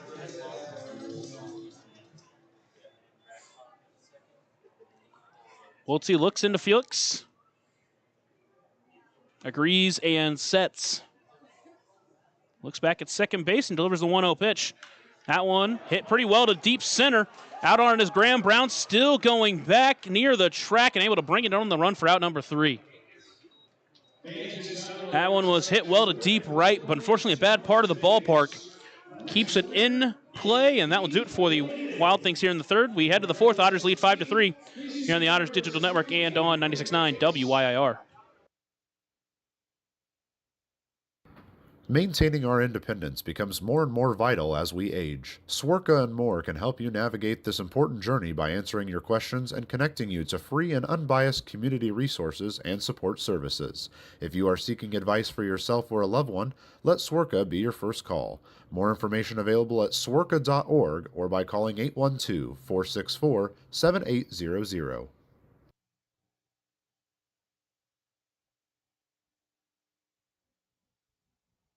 Join Smile on Down Syndrome for a rockin' extra experience at their 24th annual Smile Mile Walk on Saturday, October 4th from 9 to noon at the Vanderburgh County 4-H Fairgrounds. Register to walk or donate by visiting smileondownsyndrome.org and come ready to rock it out for an extra spectacular time. All ages and abilities welcome.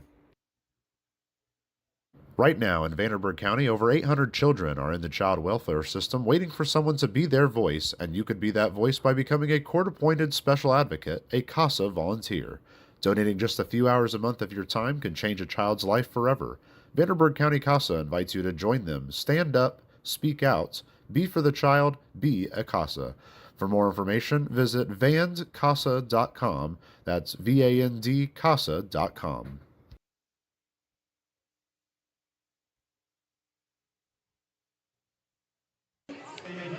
We head to the 4th here at the ballpark. Evansville leads 5-3, 4 hits for each side. Evansville's taken real good advantage. They've scored their 5 runs, mostly on home runs. They have 3 home runs, one of those being a 2-run shot. The other was by L.J. Jones. Stephen Paolini, a solo shot, and then Keenan Taylor, a solo shot. They went back-to-back, him and L.J. Jones did.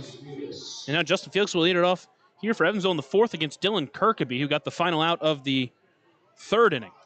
First pitch to Felix. Finds his own at the knees for strike 1.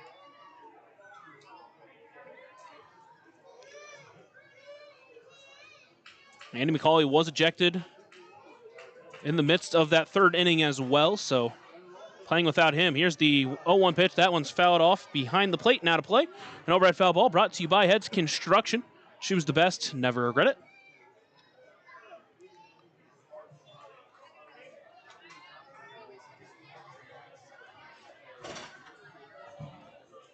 Felix calls time. Steps back into the batter's box.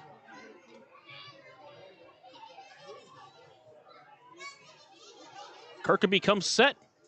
Delivers the 0-2 pitch. Slider called. Strike 3 outside edge for out number 1.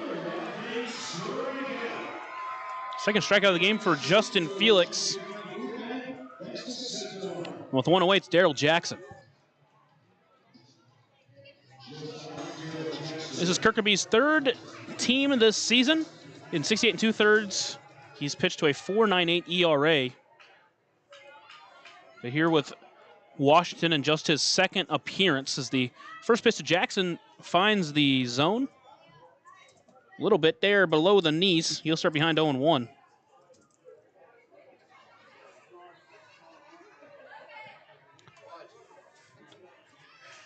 Here's the 0-1 pitch from Kirkaby. That one misses way outside, making 1-1. Kirkaby in his lone appearance this year for Schaumburg. Mentioned it was a start against New Jersey where he went 4 1/3, gave up 5 runs. Evansville trying to do some damage against him here. 1-1 pitch, line towards right, but foul. Off the end of the bat, make it 1-2.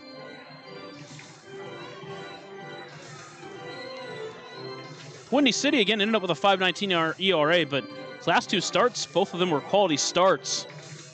Went 7 1/3 against Joliet, gave up 1 run and earned a win there, and then against Washington, went 6 innings, giving up just 2 earned runs, 3 runs total, and earning the win there.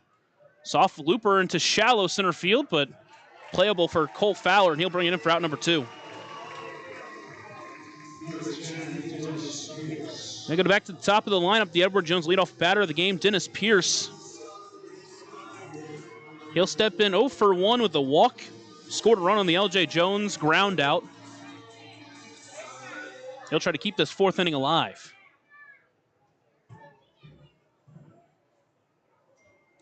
First pitch to him is a front door breaker that finds the zone. He'll start behind 0-1. Another pitcher that's using a lot of off-speed pitches early in counts.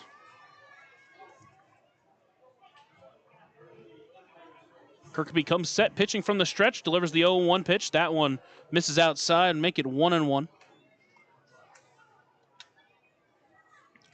Pierce hit his 12th home run of the season last night, went 2 for 5, had 2 hits in his last 2 at-bats. Throws a bat out there, fouls it up and overhead. Make it 1-2 now.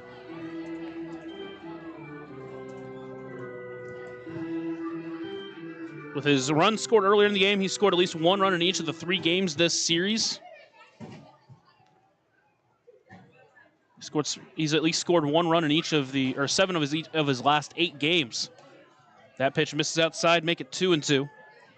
A couple of good takes there by Pierce on the outside the zone. Kirkaby using his fastball there at 90 miles per hour.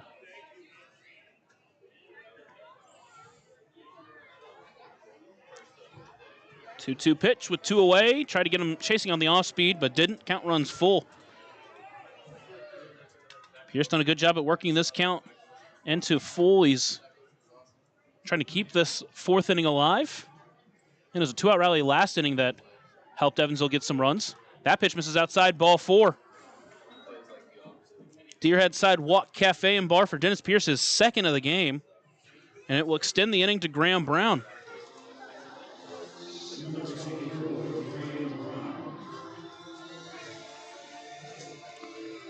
Brown tonight is 0 for 4, reached once on an error from the third baseman Caulfield. Popped out to second base his last time up. First pitch to him is lifted into right field, but out of play, make it 0-1. Outfield playing a pretty hefty shift on Graham Brown. If he can poke one out to deep right field, that would be money with how far that right fielder Akopian is playing off the line.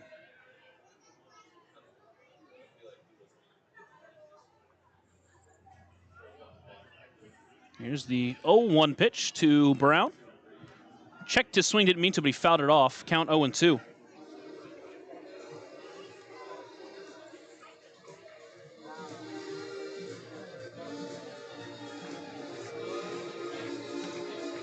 Brown back into the 2-hole where he started this year. He's been all around the lineup since then, but he's moved his average back up to 274 on the season. Waits the 0-2 pitch. That one misses wide. Make it a 1-2.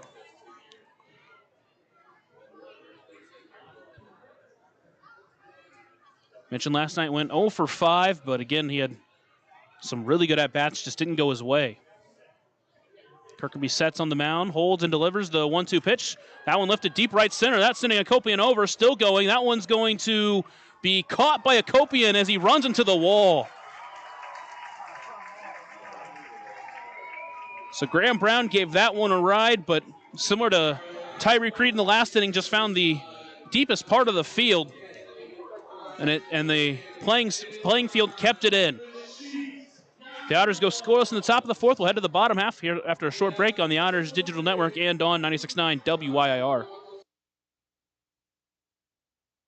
Smile on Down Syndrome is celebrating 25 years of serving smiles to the Tri-States Down Syndrome community. Not only do we offer programming and support services, we sponsor annual events that give people with Down syndrome opportunities to be stars of the show at our World Down Syndrome Day Ice Cream Social and Talent Show, Christmas dinner, and our Smile Mile, which is a day celebrating our Down syndrome community, their families that involve the entire tri-state community, and the highlight of the year when individuals with Down syndrome really shine like a star among smiling supporters. Learn more and find your way to get involved and show your support at smileondownsyndrome.org.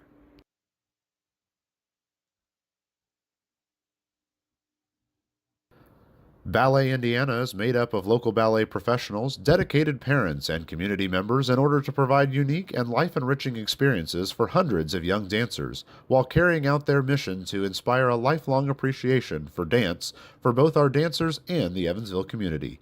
More information on Ballet Indiana and information about their upcoming performances is available at balletindiana.org.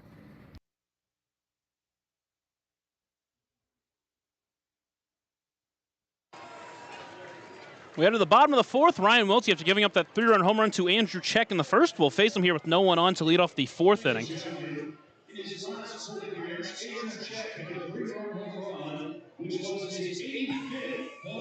That was Andrew Check's 85th home run of the year. He's climbing up the Washington Wild Things home run books. I should say the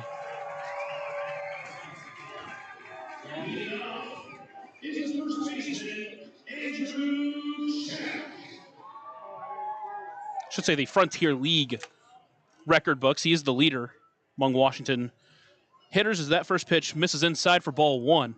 That last one was 450 off the bat. It was no doubt. Since then, there have been 3 home runs hit by Evansville, giving them a 5-3 lead. That one finds his own, make it 1-1.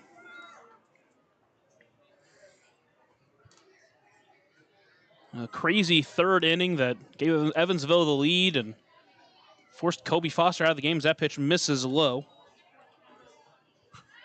Got Andy McCauley ejected, and now we're here in the bottom of the fourth. Wiltsey's worked a couple of straight scoreless innings, trying to do the same here in the fourth.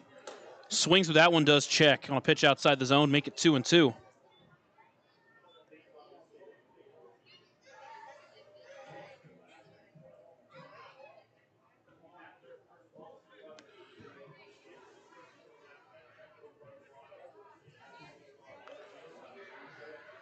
Here's the 2-2 delivery to Check. That one misses high. Count runs full. And now Check with a full count. See who'll be attacking here.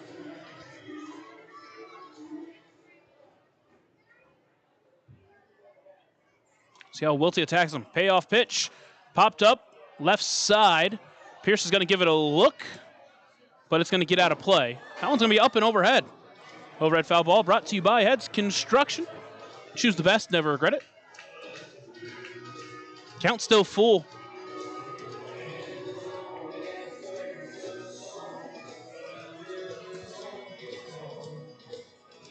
Washington has made Wiltsey work quite a bit through his first 3+ innings.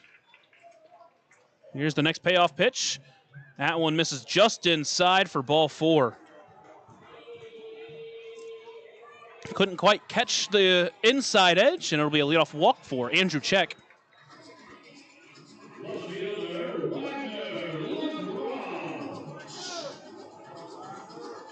Now it's going to be Wagner Lagrange stepping in.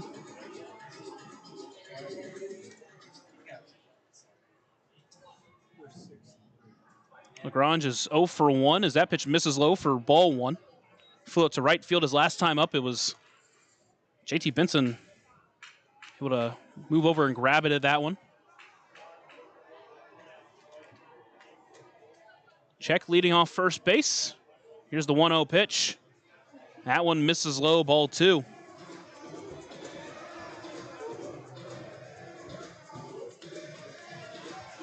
Wiltsey trying to do what he did against Joliet, where he went 5 innings, but his last 4 innings scoreless after giving up 3 runs in the first, as that pitch is fouled off of Justin Felix. Make it 2-1 now.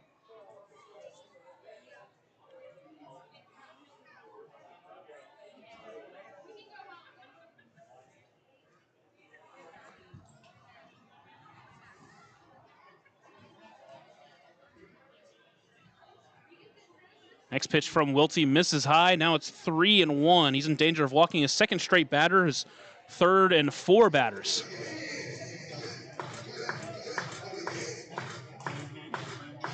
It's already 61 pitches for Wiltsey. Hasn't recorded an out yet here in the third.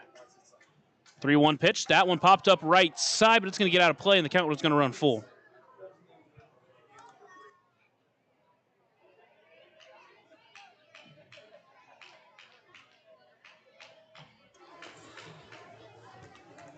So with the count full, second straight full count, Otters will get some action up in the bullpen. Payoff pitch, check takes off. That one's popped up right, or hit well to right field.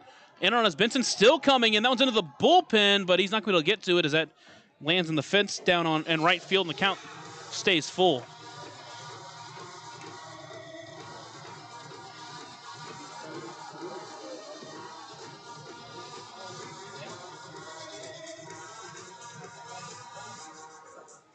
Lagrange steps in, count still full. Check leads off first base.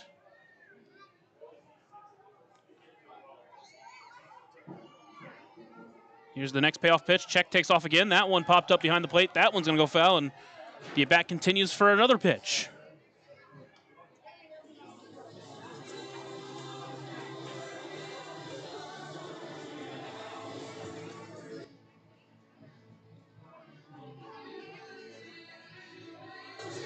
It's Jackson Maloof warming up in the Otters bullpen. He did follow Wiltsey's last start. Here's the next payoff pitch. That one on a line, past the diving glove of Darryl Jackson. Back-to-back base runners here in the fourth for Washington, and they are threatening, trying to come back in this ball game. Cole Fowler will step in. He's 0 for 1. Again, this part of the lineup, Wiltsey was able to get out in order.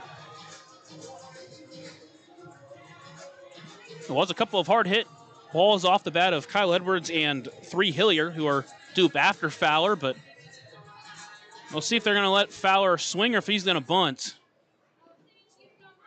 Taylor over at third base, expecting the bunt. Wiltsey steps off and resets.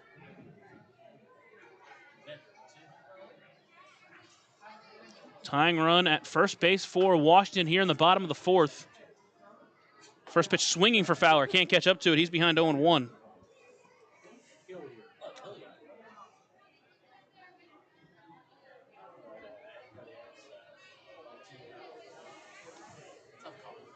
Fowler hit a home run in last night's ball game. That was his second appearance since the Canada trip for Washington, as that pitch misses low, making it 1-1. So far in the series, 3 for 8. I mentioned that home run. Scored a couple of runs. He struck out twice last night. Grounded out his first time up. Here's the 1-1 pitch. Breaker finds the zone. Beauty of the pitch, make it 1-2.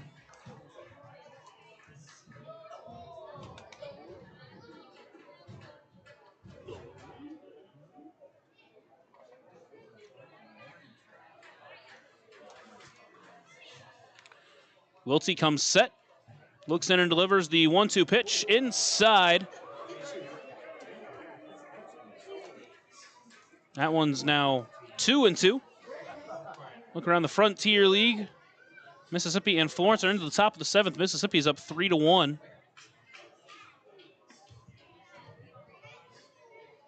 Wiltsey sets, looks back at second, delivers the 2-2 pitch. Breaker chopped towards third, but foul. Count stays 2-2.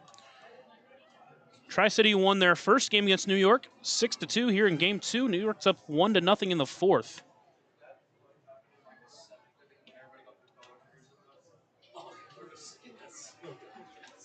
Ottawa and Three Rivers tied at 5 in the bottom of the 4th.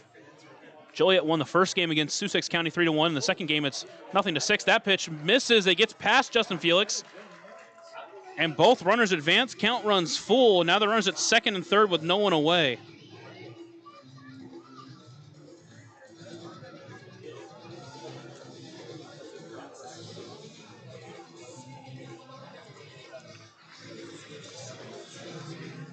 Tying run now in scoring position for Washington. Still no one out in this inning.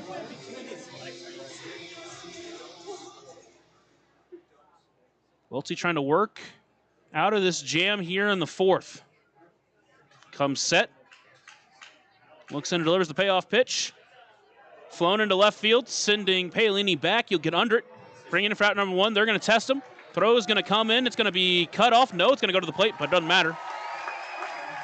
Check is in easily on the sacrifice fly from Cole Fowler, but a big out number 1 for Wiltsey.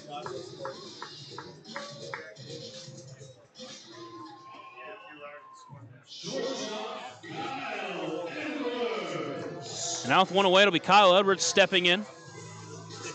Otters still lead, but it's 5-4 now. Go-ahead run still at second base for Kyle Edwards. His first time up, he got a hit taken away from him by JT Benson out and right.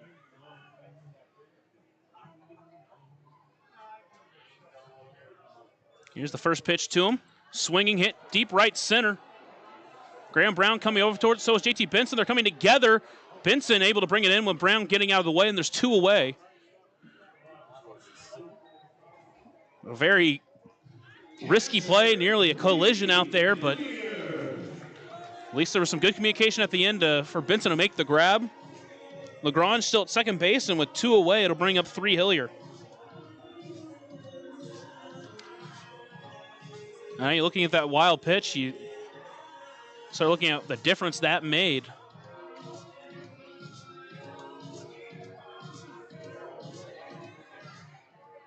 Hillier steps in, he hit the ball pretty well his first time up, but it was stayed in play for Graham Brown out in center. First pitch, a breaker that stays high. Count will start 1-0.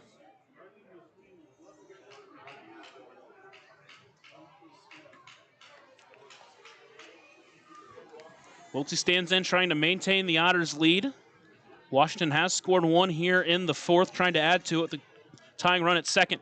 That one on the ground, pass Cruz into right. Benson going to play it. They're going to wave LaGrange home. Throw's going to come in. It's going to be not in time. Felix couldn't quite get the tag.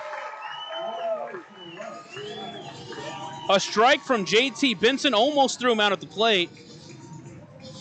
The throw pulled Felix up just a little bit. And with that, LaGrange able to slide around the tag. And brand new ball game here in Washington as we are tied at 5. And now Ben Watson coming up is 2 for 2. Max Pearson's going to go to the bullpen. New pitcher on the mound for Evansville when we come back after a short break here on the Otters Digital Network and on 96.9 WYIR. Smile on Down Syndrome has been providing a bright hope for tomorrow to the tri-state region for 25 years, providing smiles, support, and programs for individuals with Down syndrome while raising community awareness to create a brighter world that accepts and understands people with Down syndrome. Learn more now at smileondownsyndrome.org.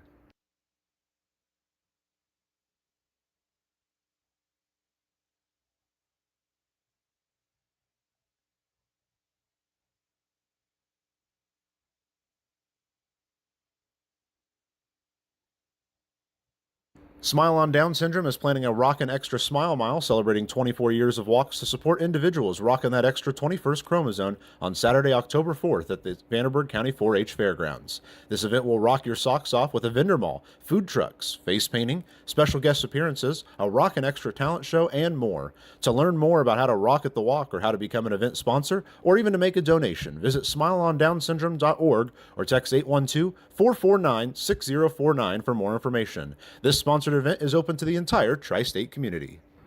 Maintaining our independence becomes more and more vital as we age. Swerka and more can help you navigate this important journey by answering your questions and connecting you to free and unbiased community resources and support services. If you are seeking advice for yourself or a loved one, let Swerka be your first call. More information available at swerka.org or by calling 812-464-7800.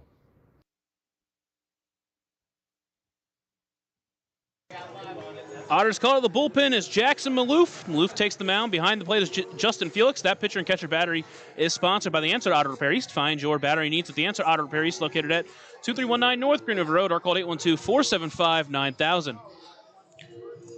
Maloof takes the mound. Runner at first base will be Ryan Wiltsies, but he will face the top of the lineup, Ben Watson here. Just needs to get the final out of the inning to keep this game tied.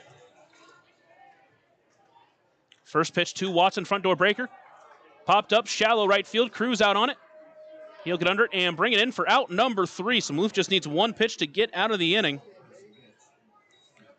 And that'll do it for Washington here in the 4th, but they tie it up as we head to the 5th here on the Otters Digital Network and on 96.9 WYIR. Join Smile on Down Syndrome for a rockin' extra experience at their 24th annual Smile Mile Walk on Saturday, October 4th from 9 to noon at the Vanderburgh County 4-H Fairgrounds. Register to walk or donate by visiting smileondownsyndrome.org and come ready to rock it out for an extra spectacular time. All ages and abilities welcome.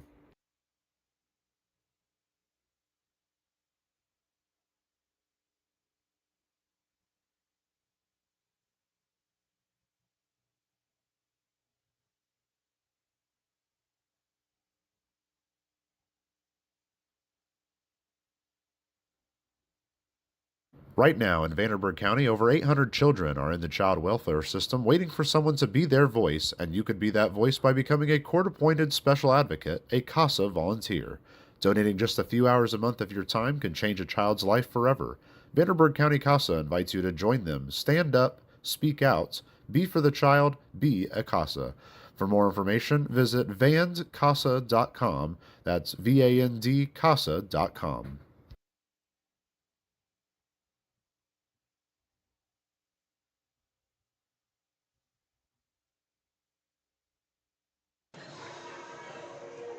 We're into the Buffalo Wild Wings 5th inning. Remember that bottomless apps are now here. Visit either Evans location, 5405 Pearl Drive and 715 North Green River Road for details. Evans will have JT Benson leading it off here in the 5th. Washington scored 2 runs in the bottom half of the 4th to tie the ball game. Maloof, both starters now out of the ball game. Kobe Foster went just 2 2/3.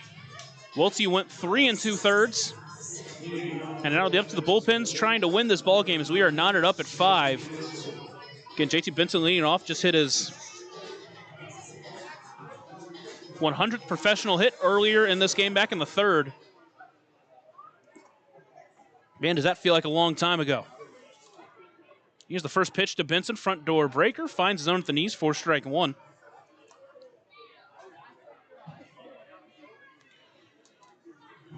After his single, LJ Jones and Keenan Taylor hit back-to-back home runs, and then had the whole fiasco with Jacoby Foster hit Paolini. That pitch misses high, make it 1-1.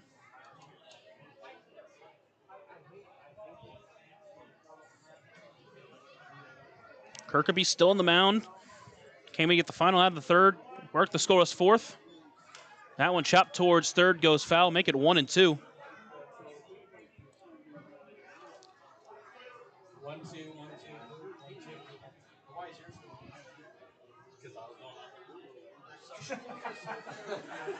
Benson steps back in, trying to get this inning started. Kirkaby has given up just 1 walk since entering. Hasn't given up a hit. Here's the 1-2 pitch. Chopped foul. Benson just able to stay alive on that pitch. I don't know how he made contact with that one. Count still 1-2 to the Otters right fielder. Made some really good plays out in right field. Made one excellent play. Just missed making another really, really good play. And he's been excellent just this entire series. 1-2 pitch inside. Almost got him, but he's able to get out of the way and make it 2-2.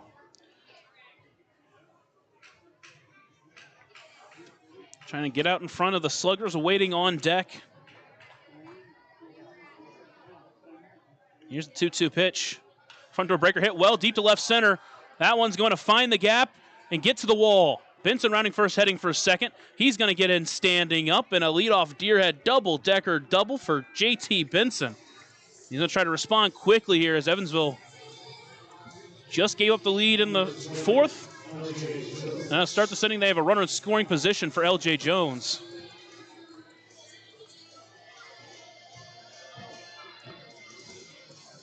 Jones already 3 RBIs in this game, had 3 RBIs last night. And now he'll step in at another big RBI spot. JT Benson, the speedy right fielder. If he can find some open grass in the outfield, good chance he'll score. This is the part of the lineup with all the hits. 2 hits for JT Benson, 1 for LJ Jones, 1 for Taylor, and 1 for Paolini. Kirkby looks back, delivers the first pitch. That one misses out. No. Called strike 1. That pitch just a bit outside, but been a bit of a wide zone for the home plate umpire, Jimmy Sapp.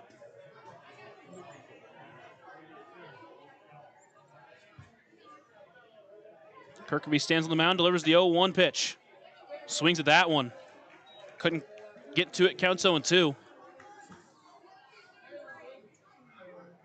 That one was a bit outside the zone as well. Same spot though, so. Jones calls time. Resets, steps back into the batter's box, trying to find some contact here. So he can just make a productive out, get Benson to third base. Benson leads off second. Kirkby looks at him, extends his lead. Here's the 0-2 pitch, swung on a miss, can't catch up to the fastball.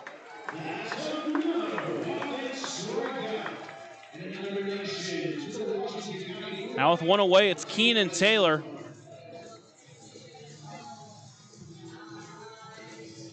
Taylor stepping in, 1 for 2 with a solo shot. Back in the third. It was off of Kobe Foster at that point. The Otters trying to get that go-ahead run in from second. Here's the first pitch. That one misses outside for ball 1.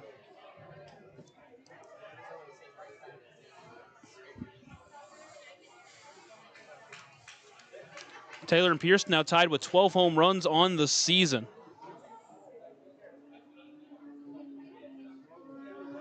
Here's the 1-0 pitch. That one misses even further outside, make it 2-0. He had a big stretch in the season where he just wasn't able to hit those home runs, but he's found that power again.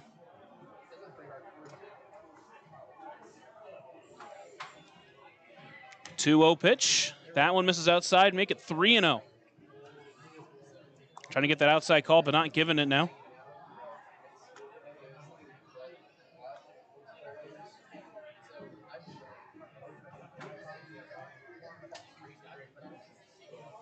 Had a 2-home run game against Windy City back on the 10th. Benson, big lead off a second. Here's a 3-0 pitch. That one does find the zone. Back in the count now, make it 3-1. Back-to-back games where he had home runs. The August 9th game where he had a home run, 2 in the 10th. First one since then here tonight. But he's been hitting the ball well in the month of August. 3-1 pitch. That one called strike 2. Taylor was on his way down to first. Count runs full.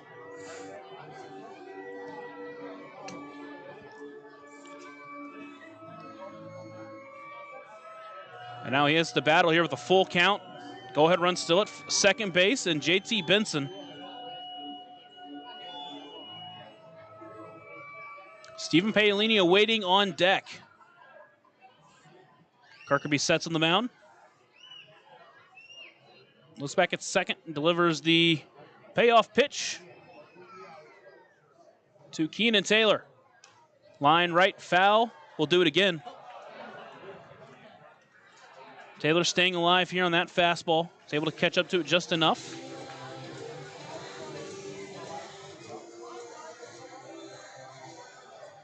Taylor steps in.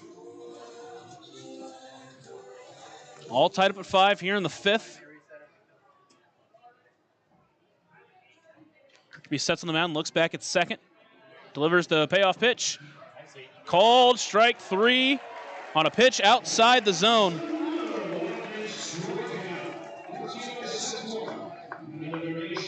There's 2 away.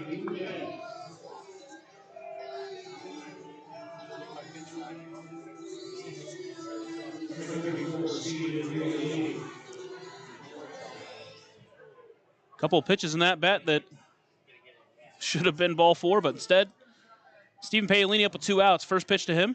That one misses low for ball 1. Paolini 1 for 1 with that home run. Hit by a pitch. That's what started the whole benches clearing fiasco. Love to get another big hit here. 1-0 pitch. That one misses outside, just a bit high. Make it 2-0.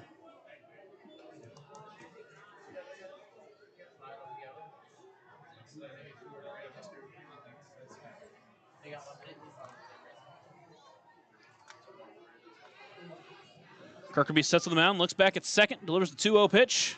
That one swung on, fouled off to the right side, out of play. 2-1. Big match between Schaumburg and Gateway. Schaumburg out ahead 13-2. Quick start for Schaumburg.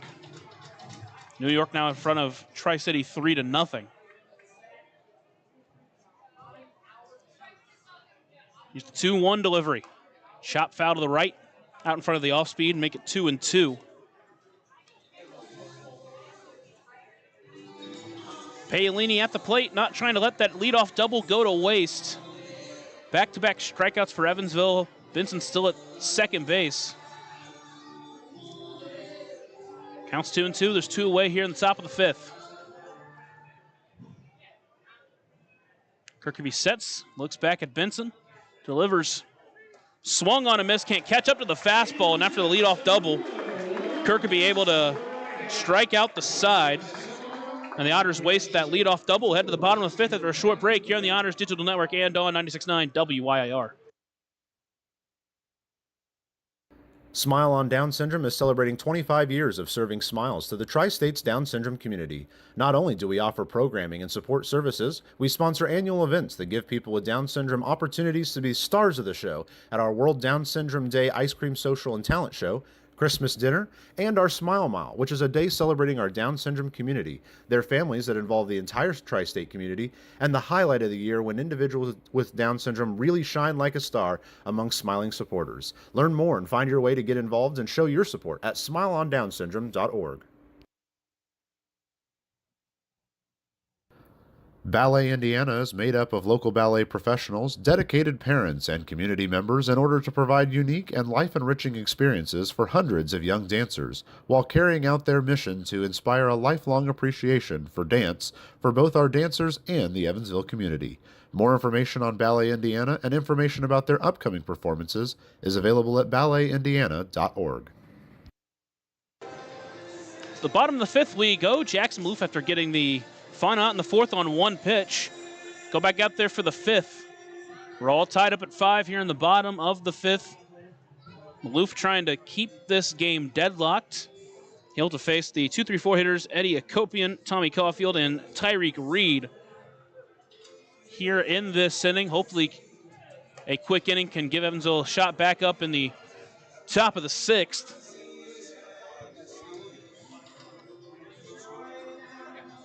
It's been a back-and-forth game at this point. After Evansville jumped out early 1-0, Washington got a 3-run home run from Andrew Check.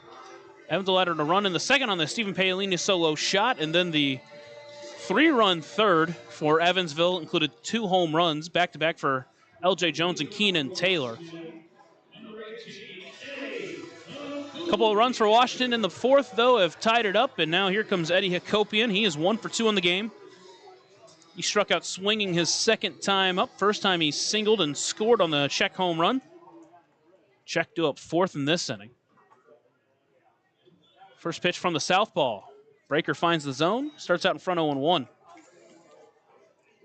Seen it a lot this year with Maloof. He's got a really good breaking ball, a couple of good pitches, but as it goes back to that one there, but that one misses a bit low, make it 1-1.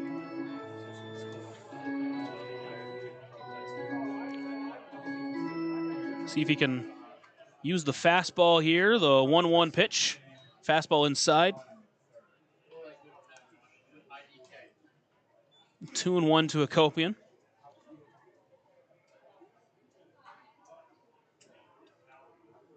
Maloof comes set on the mound, delivers the 2-1 pitch. Hakopian checked his swing. He did go to the third base umpire.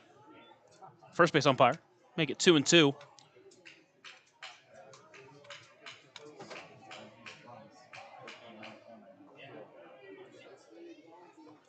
Here's the 2-2 delivery. Chop towards third, slow roller. Taylor comes in charging. Throw to first, a strong throw is in time, and there's one away. Hakopian thought he pulled his foot, but the rule was out, and there's one away. And it will lead to Tommy Caulfield.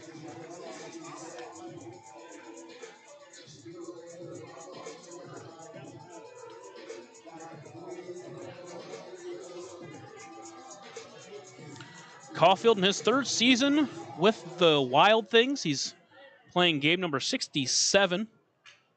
First pitch front door breaker finds the zone for strike one. Having his best year easily as a pro with a .331 batting average. Another breaker, just couldn't get it low enough, make it a 1-1. Another nasty pitch, got Caulfield leaning away, but again, just kept it a little bit too high. 1-1 breaker, didn't get Caulfield swinging, make it 2-1. Finished up his college career at Millersville, the Marauders, back in 23 before joining Washington. Played in 93 games last year. Swinging at that one, fouled off to the left side, out of play. Count is now 2-2.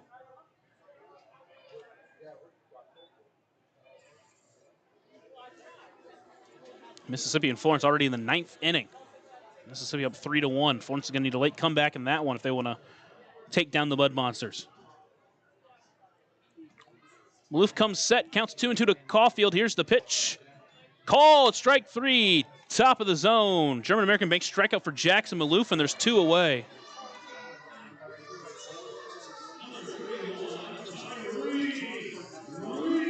And I'll bring up Tyreek Reed, who's 0 for 2 in this game.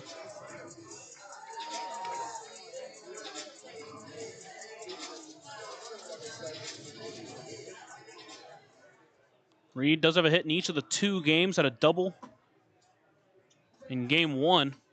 First pitch backdoor breaker finds the zone. Maloof starting out in front of all these batters here.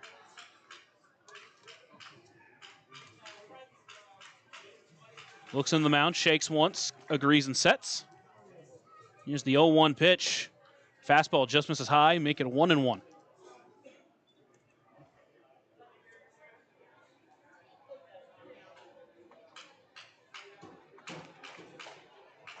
Maloof in his 8th appearance this year for Evansville. Misses on that pitch, 2-1, just a bit inside. After playing 4 years with the College of New Jersey Lions. 2-1 pitch, fastball misses high, make it 3-1. Had a great start for Evansville's, had a couple of bad outings, one in Quebec.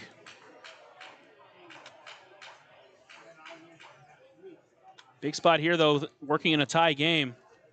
Here's the 3-1 pitch. Finds his own there on the fastball. Count runs full.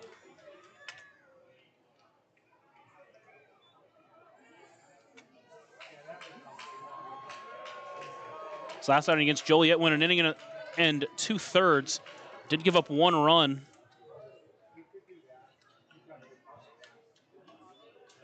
Before that, worked 3 innings against Lake Erie, giving up 4 runs there. Southpaw on the mound, looks in, comes set, delivers the payoff pitch. Line to the right, but foul. Count stays full. Has led to a 6.56 ERA in 7 games, 12 1/3 innings pitched. Here's the next payoff pitch. Fastball inside, ball 4. A 2-out walk for Tyreek Reed extends the inning to Andrew Check.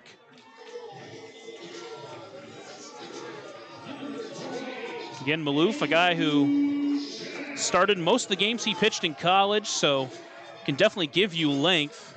Just hasn't really been used that much here this year for Evansville. They'd love for him to at least get through the 5th, if not the 6th inning. Here's Check, first pitch to him. Breaker finds his own outside corner for strike 1. Check is 1 for 1 with a 3-run shot. He walked his last time up to start the 4th, eventually scored on the Cole Fowler sac fly. 0-1 breaker on the ground towards second. Cruz able to glove it. Throw to first is in time. That'll do it for the Wild Things here in the Buffalo Wild Wings 5th inning. Remember, bottomless apps are now here. Visit either Evans location, 5405 Pearl Drive and 715 North Greenville Road for details. We'll head to the 6th, still knotted up at 5 after a short break here on the Otters Digital Network and on 96.9 WYIR. Smile on Down Syndrome has been providing a bright hope for tomorrow to the tri-state region for 25 years, providing smiles, support, and programs for individuals with Down syndrome while raising community awareness to create a brighter world that accepts and understands people with Down syndrome. Learn more now at smileondownsyndrome.org.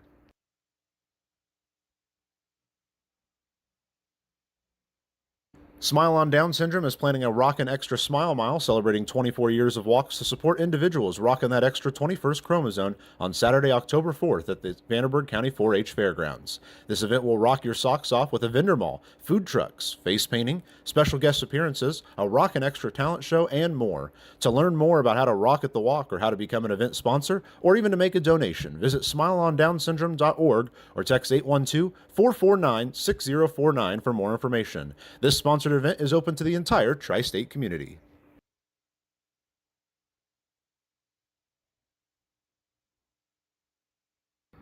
Maintaining our independence becomes more and more vital as we age. Swerka and more can help you navigate this important journey by answering your questions and connecting you to free and unbiased community resources and support services. If you are seeking advice for yourself or a loved one, let Swerka be your first call. More information available at swerka.org or by calling 812-464-7800. Bottom of the lineup for Evansville here, due up in the 6th. J.J. Cruz, Justin Felix, and Daryl Jackson. So far in the game, 0 for 6 between the three, but you'd love for them to set up the top of the lineup that has been able to do some damage. J.J. Cruz will step in. He struck out his first time and then grounded up to second his last time up. Cruz will face the righty Kirkaby. He enters his 3rd inning. First pitch swinging, fouled off to the left side. It'll be strike 1. Kirkaby has worked 2 1/3, given up 1 hit and 1 walk. Fortunately, Evansville has not been able to make him pay for either of those. Try to string together a couple hits here in this inning. 0-1 breaker, just misses a bit low, make it 1-1.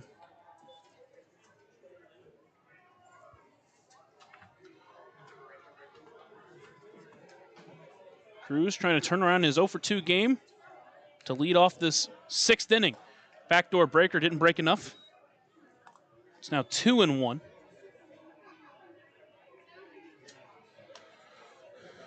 Cruz got a hit last night. Broke a hitless streak for him. 2-1 pitch misses outside, make it 3-1. He's gone 4 straight games without getting a hit before last night's 1 for 4 effort.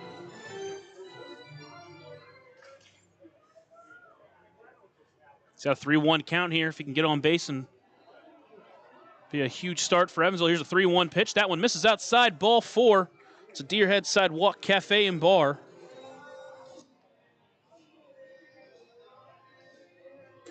And it'll be a substitution for Evansville. Cohen Wilbanks is going to step in. He'll hit for Justin Felix here in the 6th.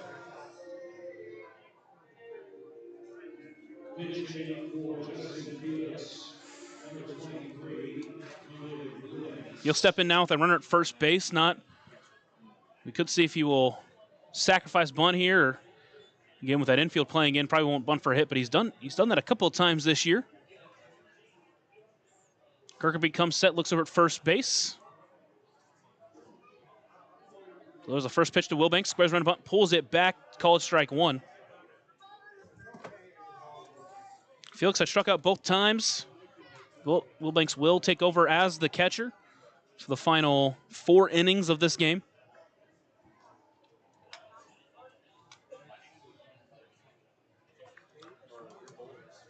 Here's the 0-1 pitch. Squares around a bunt, pulls it back. That one misses low. Make it 1-1. 22nd game for Wilbanks. Entering with a 462 OBP. What he does as well is get on base. Last night went 1 for 3 with a double. Here's the 1-1 pitch. Squares around, puts it down the right side. First baseman Check pulls it in. Throw to first is in time, and there'll be one away. Now with the runner in scoring position. There was a lost hole that was terminated properly. Williams backer along the third base line. If you're fixing your phone number for Williams backer on the third base line. So with one away, it's Daryl Jackson stepping in for the third time. Jackson tonight 0 for 2, a couple of pop outs. 0 for 4 in the series after entering late last night. Here's the first pitch to him. Swinging, popped up right side, but out of play. Make it 0-1. Jackson hit the ball really well last night, too. Had a couple of well-hit balls that just found gloves. And tonight hasn't really been that, but again, we've seen him in some pretty big spots late in games come through. It's another big spot. Knotted up at 5. Go ahead, run at second base. 0-1 pitch, able to take on that one as it drops out of the zone.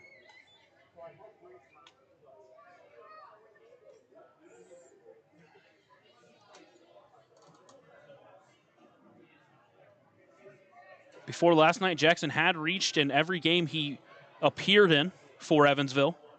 1-1 hit well to left. Legrand send back, but it's right at him and brings it in for out number 2. Another bad luck out for Daryl Jackson as he hit that one 95 miles per hour off the bat.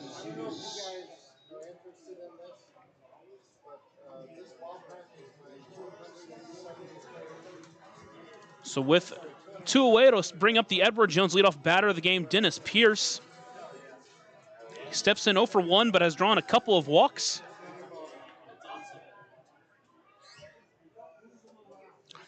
See if he can come through big time here. Go ahead, run at second base, first pitch. Breaker, line down the third base line, but foul. Just out in front of that curveball. He'll start behind 0-1.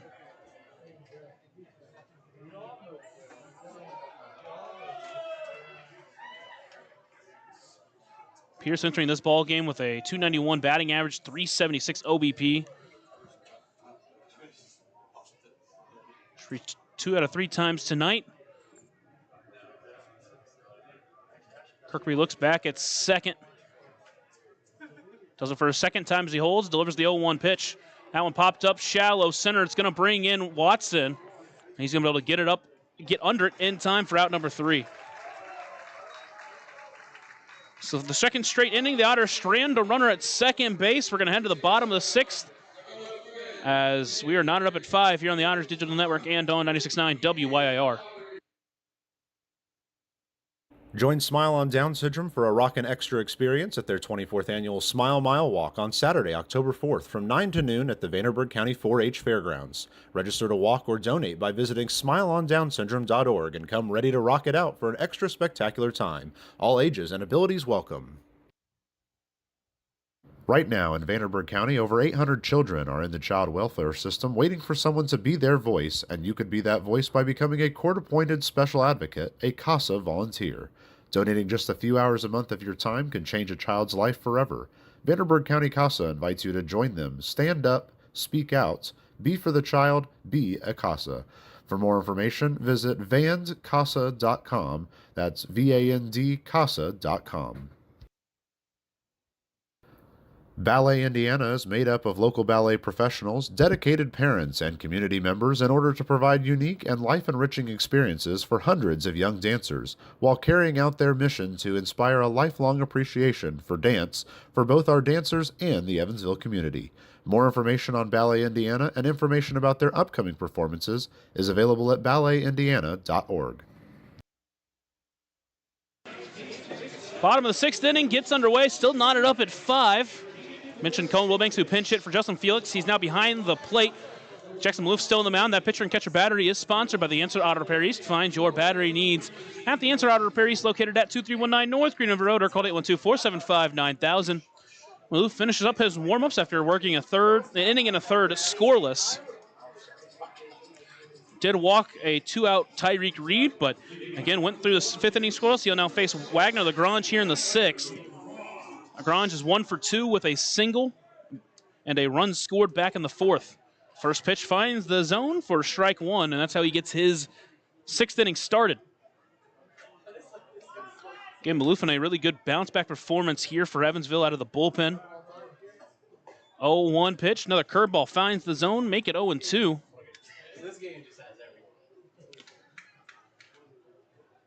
The 22-year-old from the College of New Jersey.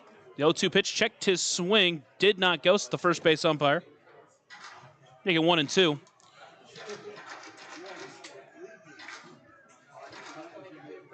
Again, got off to a really good start for Evansville. Slowing down a little bit, but delivers the 1-2 pitch, is line to right. Still foul. Count still 1-2. Trying to give some big innings here in this ball game. Came in a tied game. He's kept it tied. Evansville had some opportunities offensively, but haven't been able to push any crossed. 1-2 pitch fastball misses high, make it 2-2. After he delivers that fastball, see if he wants to break in a backdoor curveball or off-speed pitch. Here's the 2-2 pitch. Does just that, called strike 3. Breaks in the back door. German American Bank strikeout for Jackson Maloof, his 2nd of the game. And there's 1 away.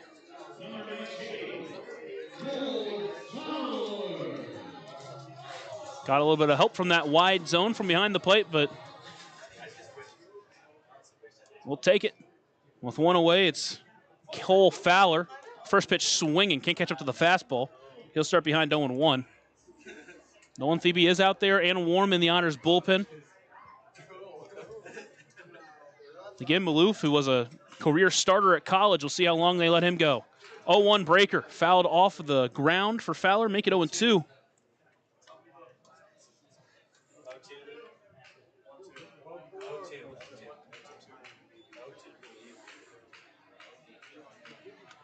Maloof looks into his battery mate. Shakes once, agrees, comes set. The 0-2 pitch. Soft looper into left. Paolini doesn't have to move much. He'll be able to get under it in time for out number 2.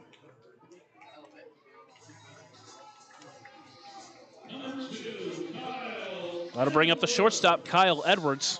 He's 0 for 2 with a couple of fly balls out to right.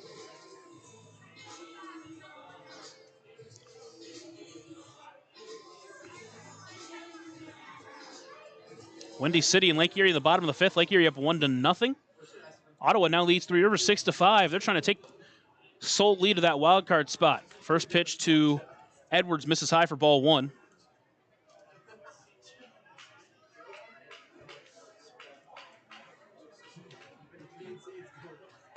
One 0 pitch does find the zone, evens it up at 1-1.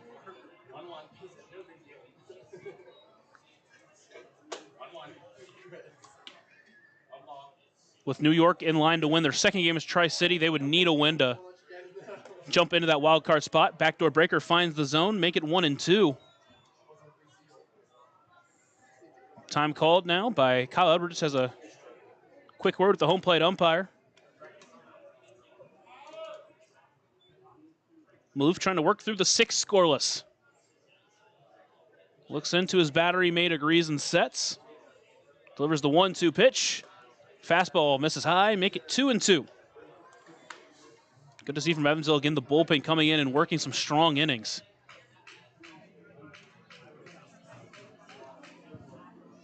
Here's the 2-2 delivery. Misses outside, count runs full. Trying to avoid a 2-out walk for the 2nd straight inning is Maloof. Edwards trying to extend the inning to 3 Hillier, who single tied it up in the 4th. Here's the payoff pitch. Backdoor breaker just can't catch the outside part of the zone. A 2-out walk for Washington that will extend the inning to 3 Hillier.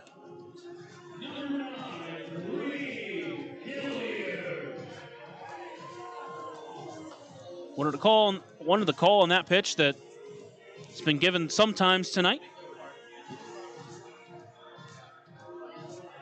He'll step in. Again, he tied the game in the 4th inning with a single that scored Wagner Lagrange. First pitch to him is a breaker that misses low for ball 1.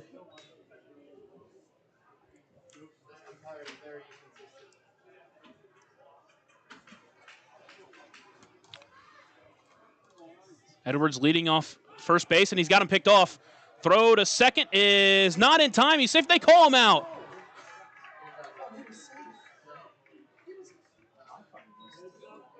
They had him picked off. The speed of Edwards almost got him in there, but the third base umpire calls him out. I made my call too soon, and that will be the end of the 6th inning. So we're going to head into the 7th, still knotted up at 5 here on the Otters Digital Network and on 96.9 WYIR. Smile on Down Syndrome has been providing a bright hope for tomorrow to the tri-state region for 25 years, providing smiles, support, and programs for individuals with Down syndrome while raising community awareness to create a brighter world that accepts and understands people with Down syndrome. Learn more now at smileondownsyndrome.org.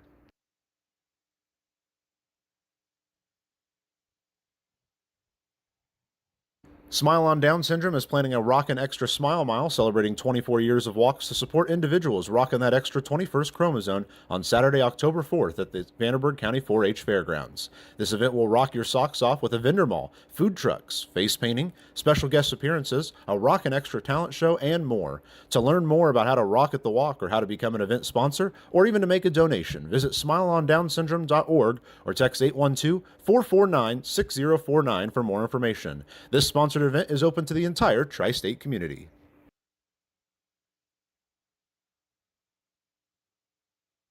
Washington called to the bullpen is Chad Coles. Coles on the mound, 3 Hillier behind the plate. That pitcher and catcher battery is sponsored by the Answer Auto Repair East. Find your battery needs at the Answer Auto Repair East. Located at 2319 North Green River Road or call 812-475-9000. Well, since Kobe Foster has exited the game, Evansville has been silenced at the plate. Last couple of innings, they did have runners in scoring position, but couldn't take advantage. And now Chad Coles will make his second appearance of the week. His 27th appearance of the season. In 29 innings, he's pitched to a 2.79 ERA. Back in the opener on Tuesday, he went 2 scoreless innings, went 6 up, 6 down. He'll face Graham Brown to start this 7th inning. First pitch to him swinging. Can't catch up, he's behind 0-1.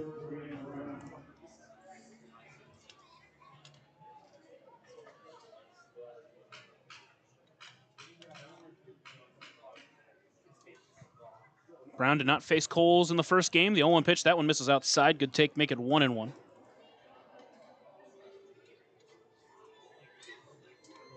Again, he faced 6 Otters batters. We'll see if Dennis Pierce, who was the final out against him, hit the ball well against him. They had a couple of balls that were hit well against him in that game. The 1-1 pitch misses high, make it 2-1. Chicha Cruz had one over 100 miles per hour to dead center, and Pierce had one over 100 miles per hour to left center. In store for another good finish here at the ballpark in Washington. Here's the 2-1 pitch. Swings that one. Can't make contact. He wanted to break this tie, but instead counts 2-2. Brown tonight is 0 for 3, trying to find his way into the hit column.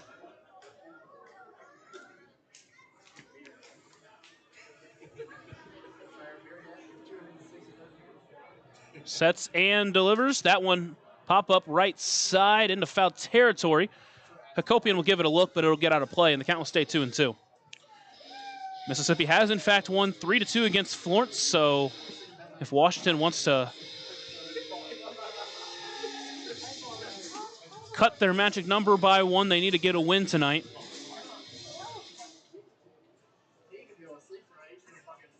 Evansville with a chance to gain another game on Florence. 2-2 pitch, takes that one low and in, count runs full.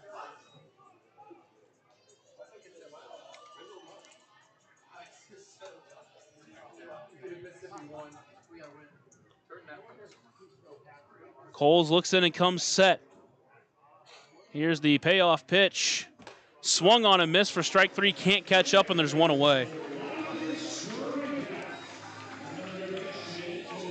Not the long battle there from Graham Brown, but just can't find a hit. And with one away, it brings up JT Benson. And he is 2 for 3 in the game, but he's reached all 3 times. A single back in the third, scored on the LJ Jones home run, a double to lead off the fifth, was stranded there. Now steps in with one away here in the seventh. First pitch, called strike outside the zone, make it 0-1.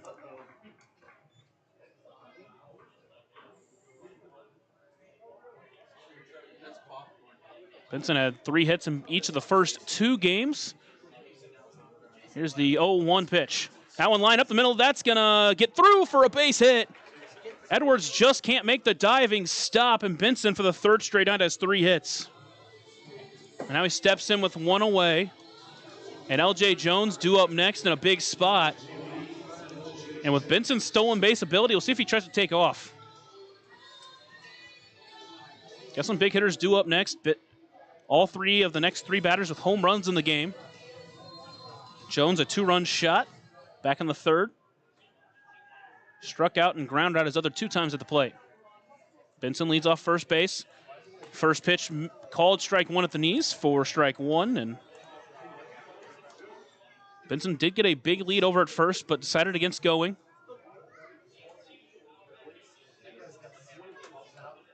Cole sets. Looks back at first base and delivers the 0-1 pitch. Line foul, up and overhead. Overhead foul ball brought to you by Heads Construction. Choose the best, never regret it. Count is 0-2 now.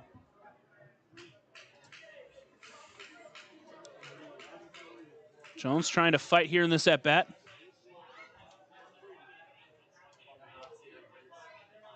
Here's the 0-2 pitch. That one misses low. Good take there, make it 1-2. Again, Benson has not been caught stealing since May 21st. He's 21 for 23 this season. Cole sets, delivers. That one line deep to right, sending a Copian back, still going back to the track at the wall. He brings it in for out number 2. Benson doesn't tag, and there are 2 away. Just missed a second home run of the night.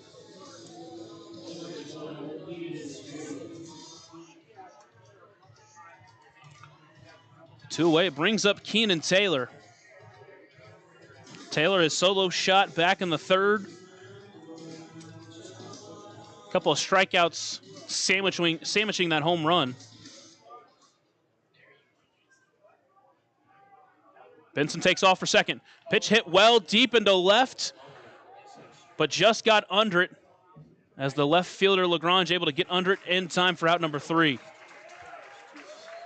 Gets good wood on it, but unfortunately the Otters go down here in the 7th. We head to the bottom of the 7th, still knotted up at 5.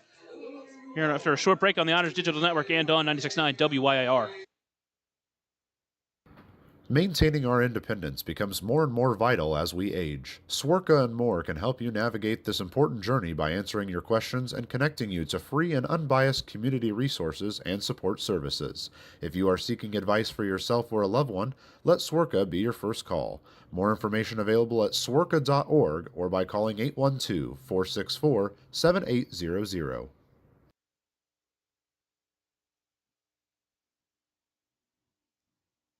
Join Smile on Down Syndrome for a rockin' extra experience at their 24th annual Smile Mile Walk on Saturday, October 4th from 9 to noon at the Vanderburgh County 4-H Fairgrounds. Register to walk or donate by visiting smileondownsyndrome.org and come ready to rock it out for an extra spectacular time. All ages and abilities welcome. Right now in Vanderburgh County, over 800 children are in the child welfare system waiting for someone to be their voice, and you could be that voice by becoming a court-appointed special advocate, a CASA volunteer. Donating just a few hours a month of your time can change a child's life forever. Vanderburgh County CASA invites you to join them. Stand up, speak out, be for the child, be a CASA. For more information, visit vandcasa.com. That's VAND CASA.com. We get to the bottom of the 7th here in Washington, Pennsylvania. Knotted up at 5. As Maloof finishes up his warm-ups, he enters for his 4th inning of work. So far through 2 1/3. Entered to finish off the 4th inning. He's pitching here in the 7th. He's gone scoreless. He's given up a couple of walks in that time, but hasn't let them hurt him. Both of them came with 2 outs. And the 5th inning got checked to ground out afterwards, and in the 6th got Edwards picked off. And now 3 Hiller will step in after Edwards was picked off to finish the 6th. First pitch swinging, can't get to the fastball. He starts behind 0-1. Again, Maloof mentioned career starter in college. If he keeps dealing out there, they can keep him out there till the end of the game. Here's the 0-1 pitch. Fastball misses high, make it 1-1. Hillier at the plate. He's 1 for 2 with a single. That RBI single back on the 4th tied the ball game. Since then, both teams' bullpens have settled in. 1-1 breaker. Gets him looking at the knees, make it 1-2.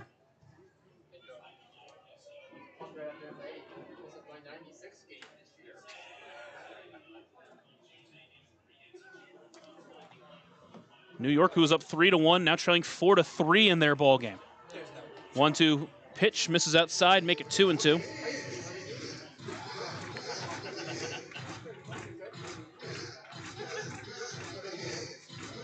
That is all of a sudden turned around. New York in trouble. 2-2 pitch, softly hit towards short. Jackson able to bring it in. Long throw to first is just in time, and there's one away. Good strong throw from the shortstop, and with one away back to the top of the lineup, Ben Watson will step in 2 for 3. Watson was the first batter for Maloof to face, got him to pop out to the second baseman, Cruz.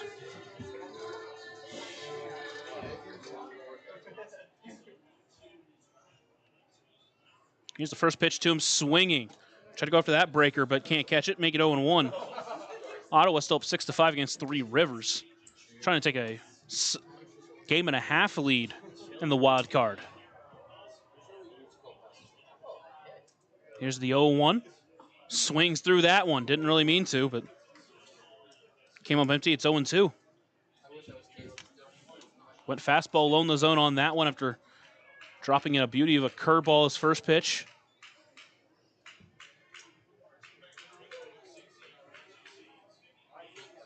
Here's the 0-2 pitch. Fastball high. Count 1-2 to the leadoff hitter, Watson. Here's the next pitch. Misses outside. Tried to get him chasing on the curveball. Didn't make it 2-2.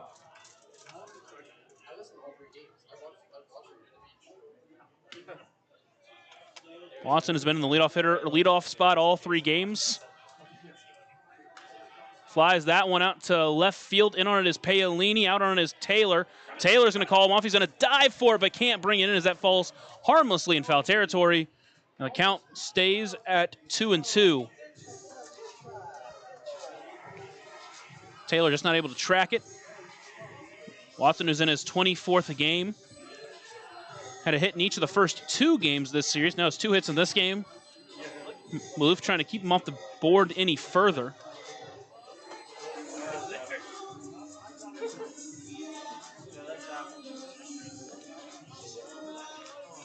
Count still 2-2. Maloof trying to find a way to get him out. Looks in, agrees, and sets. 2-2 pitch. Chopper back with the middle. Towards the right side. Maloof takes it himself, tags the runner, and there's 2 away.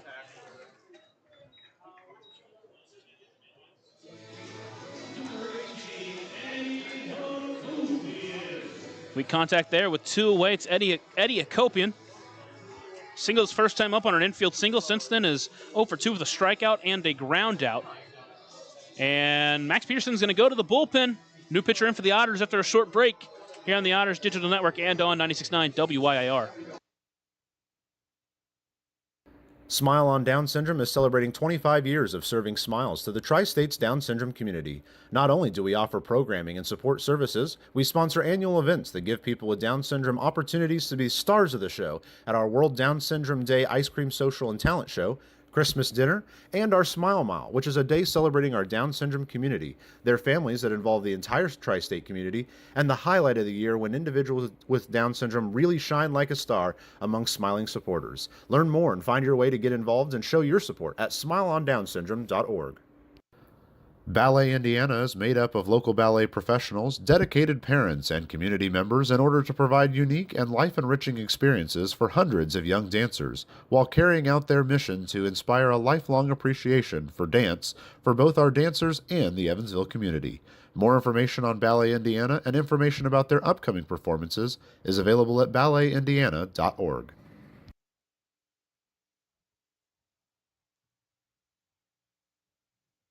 Smile on Down Syndrome has been providing a bright hope for tomorrow to the tri-state region for 25 years, providing smiles, support, and programs for individuals with Down syndrome while raising community awareness to create a brighter world that accepts and understands people with Down syndrome. Learn more now at smileondownsyndrome.org. Otters caught of the bullpen is Nolan Thebe. Thebe on the mound, Wilbanks behind the plate. That pitcher and catcher battery is sponsored by the Answer Auto Repair East. Find your battery needs at the Answer Auto Repair East, located at 2319 North Green River Road, or call 812-475-9000.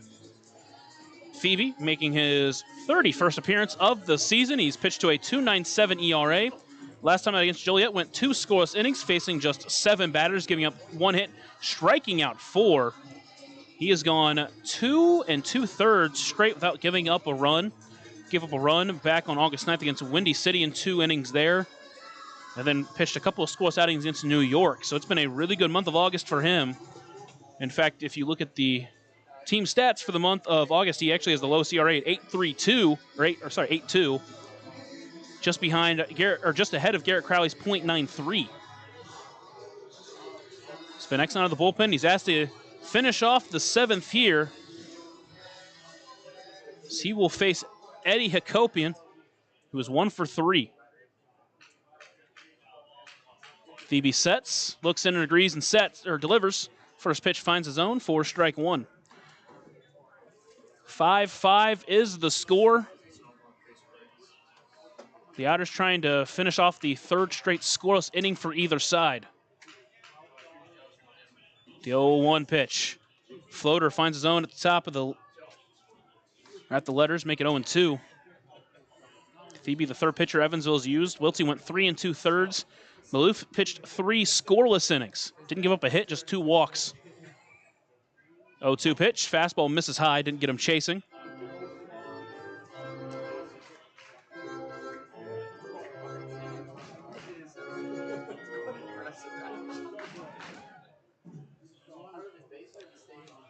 Thebe sets, looks in, and delivers the 1-2 pitch.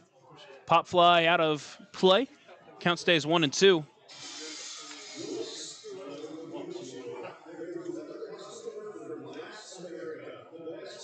Hakopian trying to keep this 7th inning alive. Thebe trying to just get the only batter he needs to face this inning out. 1-2 pitch. That one called ball 2, just missed a little bit low. Count now 2-2. Tommy Caulfield awaiting on deck. Here's the 2-2 pitch. Fly ball right side, but it's going to get out of play. Count still 2-2. Threw the fastball up and in, wasn't able to turn on it.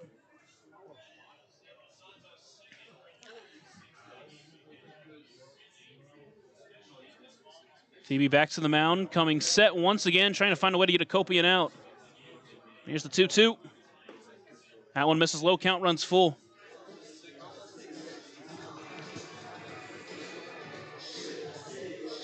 Hakopian tonight has worked a lot of long at-bats. This one, 2nd full count of the night. Here's the payoff pitch. Fly ball, shallow left center. Out on it is Jackson. It's going to drop in no man's land. Graham Brown's going to barehand it. He's going to be able to throw it in time to keep Hakopian to first, but a 2-out single extends the inning. Good pitch there from Thebe. 70 miles per hour off the bat, but he just found the open grass and now extends the inning to a dangerous hitter in Tommy Caulfield.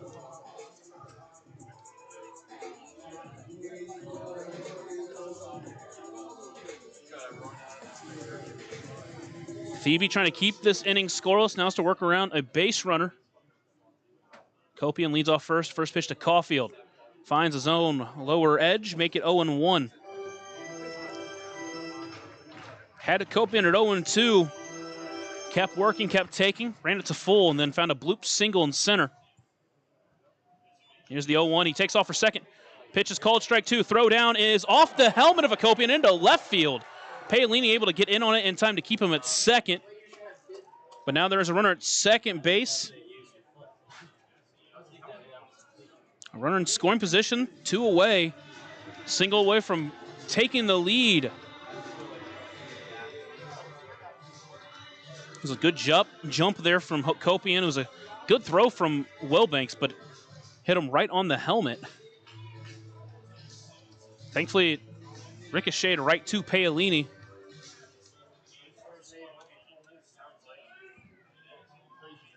Phoebe sets, delivers the 0-2 pitch to Caulfield. Chop fouls, he just stays alive. He's gone 3 straight fastballs to him here. He's used mostly fastballs so far in his short outing tonight.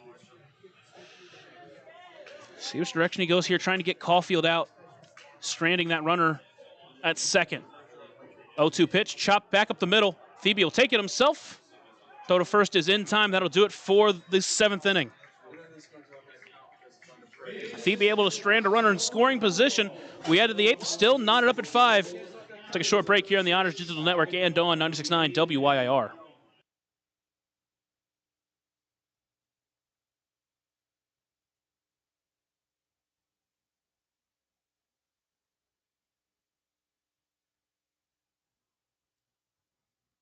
Smile on Down Syndrome is planning a Rockin' Extra Smile Mile celebrating 24 years of walks to support individuals rocking that extra 21st chromosome on Saturday, October 4th at the Vanderburgh County 4-H Fairgrounds. This event will rock your socks off with a vendor mall, food trucks, face painting, special guest appearances, a Rockin' Extra talent show, and more.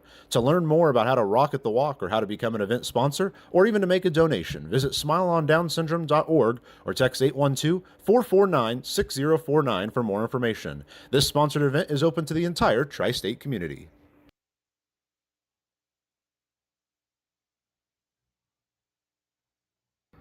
Maintaining our independence becomes more and more vital as we age. Swerka and more can help you navigate this important journey by answering your questions and connecting you to free and unbiased community resources and support services.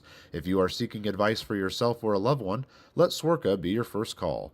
More information available at swerka.org or by calling 812-464-7800.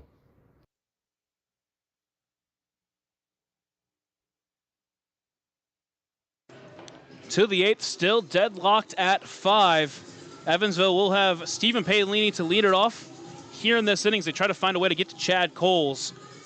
Got their first hit off of him thanks to JT Benson, but other than that, he has, in this series, worked 3 scoreless innings, giving up just that 1 hit.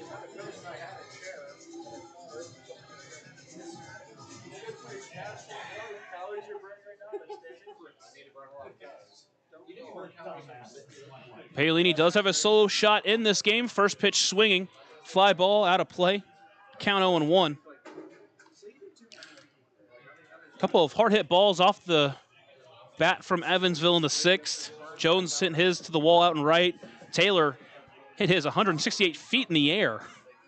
That's a pretty deep left, but just got under it.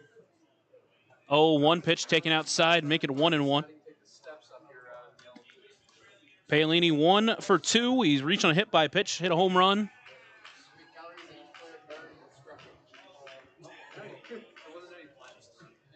Here's the 1-1 delivery.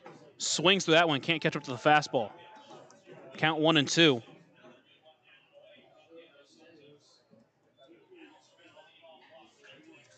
Trying to break this deadlock is Evansville. They've gotten some big hits late during this 7-game win streak, trying to keep it alive. Here's the 1-2 pitch. Hit well deep into right, but it's jam shot. And Akopian's going to come in on it and bring it in for out number 1.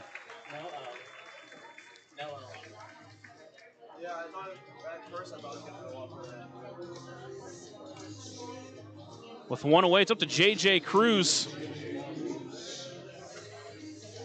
Cruz got the plate that can give Evansville the lead with one swing of the bat. Tonight, he is 0 for 2 with a walk, though. Strikeout, ground out. First pitch swinging, hit well to left, but it's going to get out of play and fall harmlessly for strike one.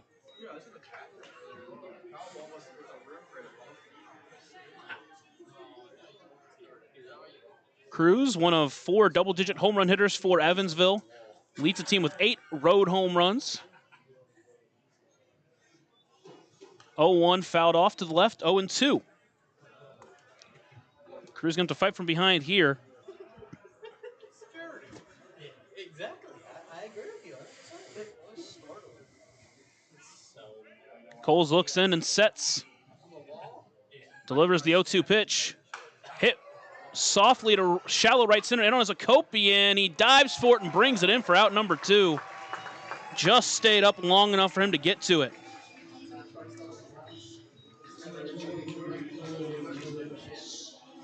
That one off the end of the bat for J.J. Cruz. Just didn't get enough of it. And with 2 away, it's up to Cohen Wilbanks.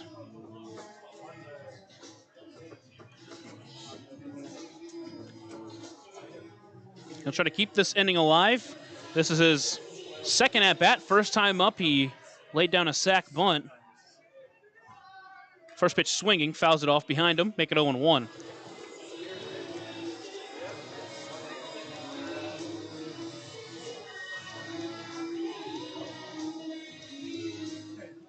Back in July, Evansville here in Washington lost 2 extra inning games. This one is creeping towards that. If that one misses low in the dirt, make it 1-1.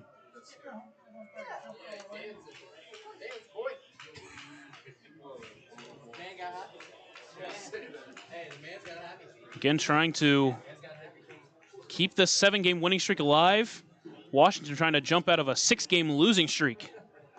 1-1 pitch called strike 2, lower half.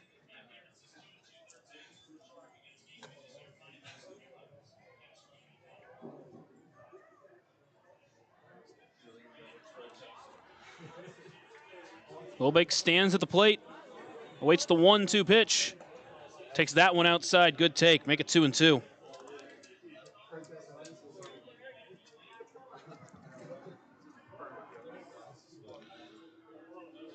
Now working as the Otters catcher, standing tall in the left-handed batter's box. 2-2, fly ball left center field, out on it is Watson, still going back on it, but it hangs up just enough for him to bring it in for out number 3. So the Otters hit into 3 flyouts, and that will do it for the Otters in the top half of the 8th. We head to the bottom half, still knotted up at 5 here on the Otters Digital Network and on 96.9 WYIR. Join Smile on Down Syndrome for a rockin' extra experience at their 24th annual Smile Mile Walk on Saturday, October 4th from 9 to noon at the Vanderburgh County 4-H Fairgrounds. Register to walk or donate by visiting smileondownsyndrome.org and come ready to rock it out for an extra spectacular time. All ages and abilities welcome.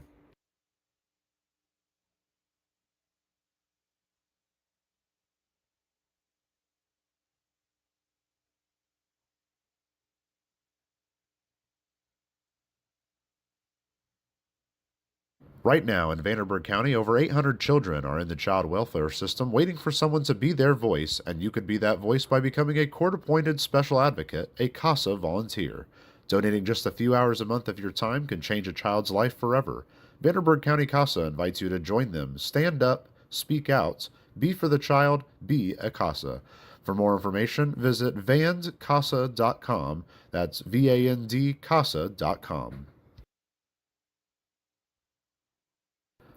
Ballet Indiana is made up of local ballet professionals, dedicated parents, and community members in order to provide unique and life-enriching experiences for hundreds of young dancers, while carrying out their mission to inspire a lifelong appreciation for dance for both our dancers and the Evansville community. More information on Ballet Indiana and information about their upcoming performances is available at balletindiana.org. Phoebe finishes his warm-ups before the 8th inning. He'll face Tyreek Reed, Andrew Check, and Wagner Lagrange. What a difficult spot to start this inning. Reed tonight 0 for 2 with a walk. You really want to get him out to start this inning. You do not want him on base in front of Check and Lagrange.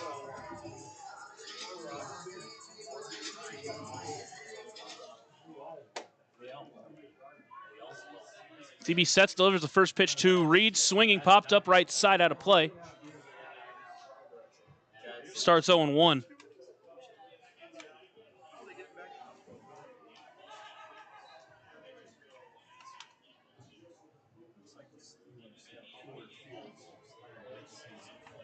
CB sets, delivers the 0-1 pitch, misses wide.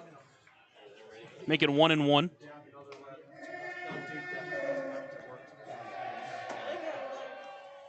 Reed, his second year with Washington, was an 8th round draft pick by the Rangers back in 2017. Takes that one just a bit low. Count now 2-1. Again, even though his average isn't up right now, his OBP still up at 386. He's taking plenty of walks. Fly ball center field, Brown back on it. Ballpark's gonna be able to hold it though, and he brings it in backing up towards the track for out number 1. Reed's at the ball well tonight, but hasn't been rewarded for it. And with 1 away, brings in Andrew Check, the big 3-run home run. The Otters do have a lefty up there and warming. It's Gunnar Dennis. But it looks like they're going to let Phoebe face him. Check tonight 1 for 2 with a walk and that 3-run shot. First pitch, he takes that one in the zone, 4 strike 1.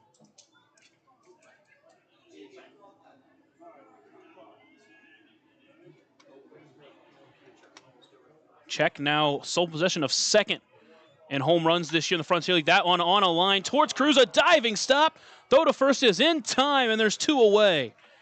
Great play from J.J. Cruz to take a hit away.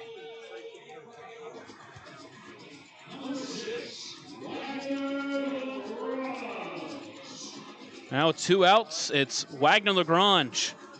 He steps in 1 for 3, a strikeout, a flyout, and a single. Scored on the 3 Hillier single to tie up the game in the 4th. Here's the first pitch from Thebe. Swinging, fly ball right side, but out of play, make it 0-1. Thebe's just been attacking the batters here in this inning. He's gotten some loud contact, but defense has stood up for him.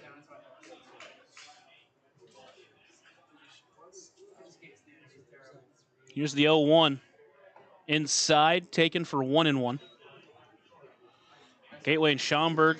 Still big lead for Schaumburg. They're up 13-3 in the 7th. Quebec leading Brockton 4-2 in the top of the 7th. That a double header. Sussex County took down Joliet in game 2 of that series. Next pitch to Lagrange. Finds the zone. Make it 1-2. Phoebe working quickly on the mound. Comes set. And delivers. Fly ball right side. Jones going to try to find his way under it as it enters foul territory. It's going to get out of play. Off the head of the mascot Wild Thing. Took it like a champ. Count still 1-2.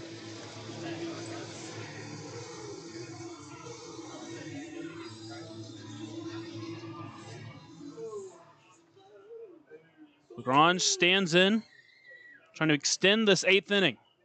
Here's the 1-2 pitch. Misses it low and in, 2-2. Phoebe trying to get Evansville to the 9th inning, still tied.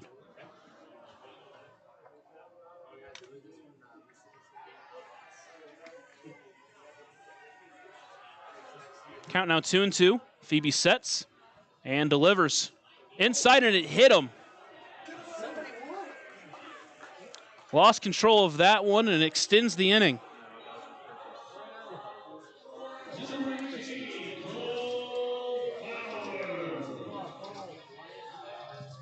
That'll bring up Cole Fowler with a runner at first base. And Max Pearson's going to get up out of the dugout. The lefty up and warm. Looks like he's going to go to the bullpen. New pitch from the mound for Evansville after a short break here on the Otters Digital Network and on 96.9 WYIR. Smile on Down Syndrome has been providing a bright hope for tomorrow to the tri-state region for 25 years, providing smiles, support, and programs for individuals with Down syndrome while raising community awareness to create a brighter world that accepts and understands people with Down syndrome. Learn more now at smileondownsyndrome.org.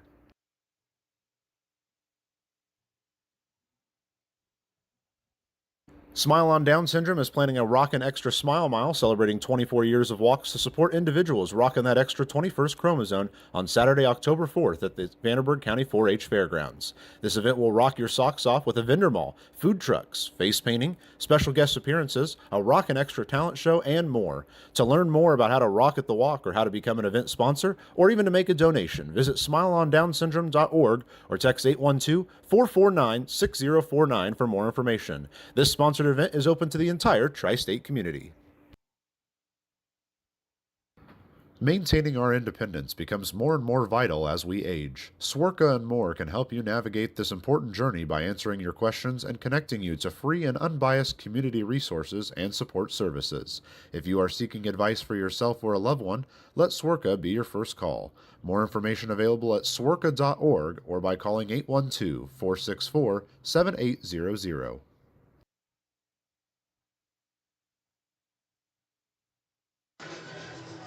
Gunnar Dennis enters for Evansville in the call to the bullpen. Dennis on the mound, Wilbanks behind the plate. That pitcher catcher battery is sponsored by the Answer Auto Repair East. Find your battery needs at the Answer Auto Repair East, located at 2319 North Green River Road, or call 812-475-9000. Dennis will be tasked with getting the final out in the 8th with the runner at first base. He'll face the left-handed hitting Cole Fowler, who is 0 for 2 with a sac fly in this game.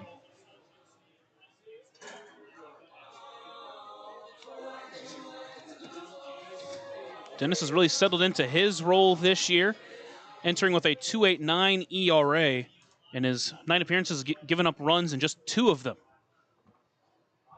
Comes set on the mound, looks over at first base, and delivers the first pitch. Chopped foul off of his back.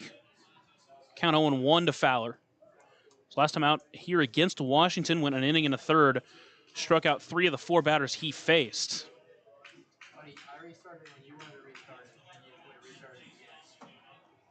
Pitched an inning and a third against Joliet, and then in 2 appearances pitched a total of an inning. As that one lifted to left field, Paolini moves back a little bit. Now comes in and brings it in for out number 3. So that'll do it for the 8th inning. We head to the 9th inning, still deadlocked at 5. Take a short break here on the Otters Digital Network and on 96.9 WYIR. Join Smile on Down Syndrome for a Rockin' Extra experience at their 24th annual Smile Mile Walk on Saturday, October 4th from 9 to noon at the Vanderburgh County 4-H Fairgrounds. Register to walk or donate by visiting smileondownsyndrome.org and come ready to rock it out for an extra spectacular time. All ages and abilities welcome. Right now in Vanderburgh County, over 800 children are in the child welfare system waiting for someone to be their voice, and you could be that voice by becoming a court-appointed special advocate, a CASA volunteer. Donating just a few hours a month of your time can change a child's life forever. Vanderburgh County CASA invites you to join them. Stand up, speak out, be for the child, be a CASA. For more information, visit vandcasa.com. That's VAND-CASA.com. Smile on Down Syndrome is celebrating 25 years of serving smiles to the Tri-State's Down Syndrome community. Not only do we offer programming and support services, we sponsor annual events that give people with Down Syndrome opportunities to be stars of the show at our World Down Syndrome Day Ice Cream Social and Talent Show, Christmas dinner, and our Smile Mile, which is a day celebrating our Down syndrome community, their families that involve the entire tri-state community, and the highlight of the year when individuals with Down syndrome really shine like a star among smiling supporters. Learn more and find your way to get involved and show your support at smileondownsyndrome.org. To the 9th inning we go here in Washington. Still knotted up at 5.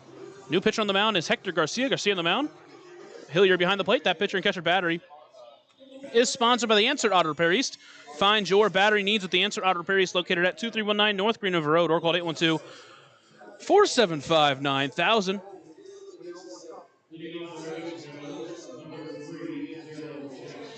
Garcia enters with a 2.87 ERA. Evansville were able to get a run off of him. in his last appearance last night. Couple hits, couple of strikeouts. First pitch to Daryl Jackson. Taken in the zone for strike one.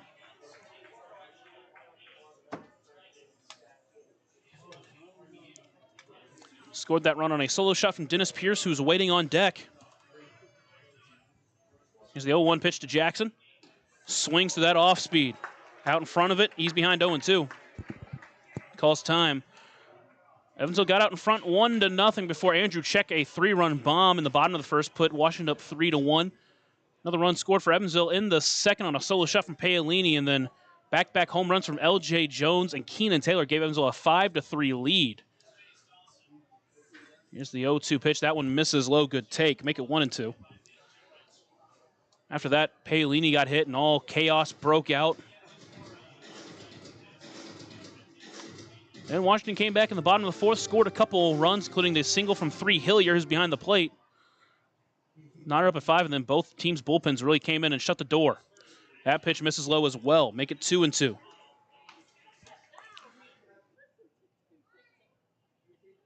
That's how we've gotten to where we're at. Alex Valdez is up and warm in the Otters bullpen. Here's the 2-2 pitch from Garcia. Fouled off by Jackson. Up and overhead foul ball brought to you by Heads Construction. Choose the best, never regret it.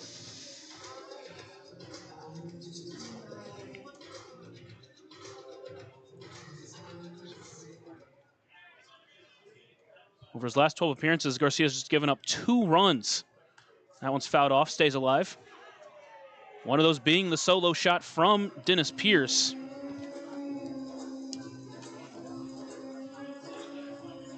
JT Benson, who would be up if Evansville got a runner on, also doubled off of him.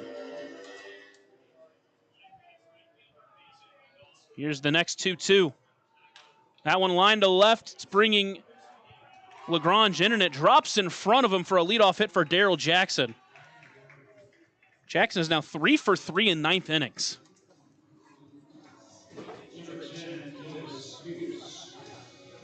That'll bring up Dennis Pierce. Big spot for the Edward Jones leadoff batter of the game. Homer off of him last night. That gave Evansville a 6-4 lead that Crowley came in and shut the door on. Again, we'll see if Evansville scores a run, if they get Crowley up and warm, or if they just let Valdez go for the save. Here's the first pitch to Pierce. Takes that one high for ball 1.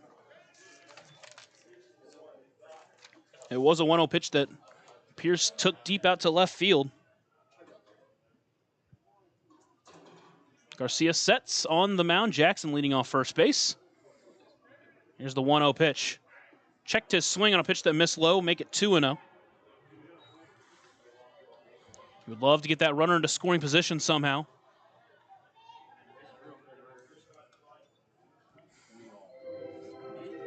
Pierce in the game is 0 for 2, but he's walked 2 times. No reason not to take a third walk here if he gives it to you.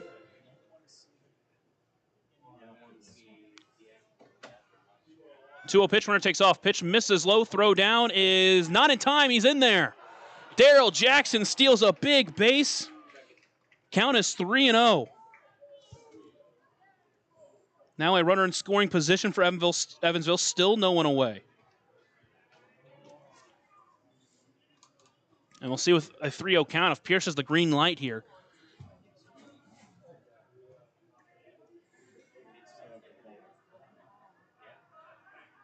Garcia sets, delivers the 3-0 pitch. Did have the green light. Big swing from Pierce, but he comes up empty. Make it 3-1. It's a pitch where he likes it. Went for it, but couldn't catch up. Jackson, the go-ahead run leading off second base. Here's the 3-1 pitch. Fouled up and out of play. Count runs full. So he's worked the count back to full after starting 3-0. Both of the last couple of pitches have just been around the black, even with a 3-ball count. Graham Brown awaiting on deck. You know he'd love a chance to turn around his night in a big spot.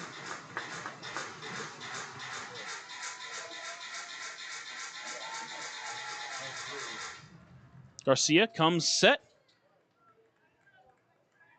Looks back at second. Delivers the payoff pitch. Swung on and missed. Got him out in front of the curveball. So with one away, it's up to Graham Brown. And it looks like we're going to have a meeting on the mound. And, man, you really don't want to have another one of these innings where you lead off with a runner at second base and no one away and then don't score them.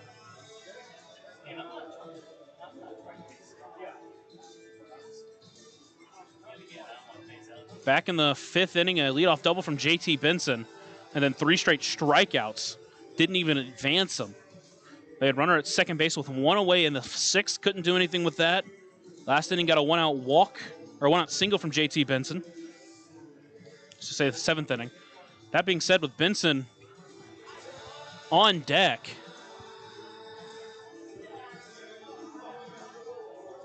at this point, you just want to get that guy up to hit because he has just been on fire. 3 hits in each of the great games this series.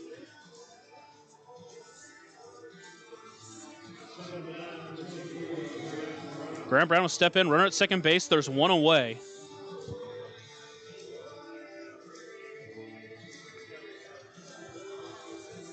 Over 4 on the game, but a chance to turn it around with one swing. Garcia sets, looks back at second, delivers the first pitch. Takes the first pitch. Called ball 1. Looked good from up here, but we'll take it.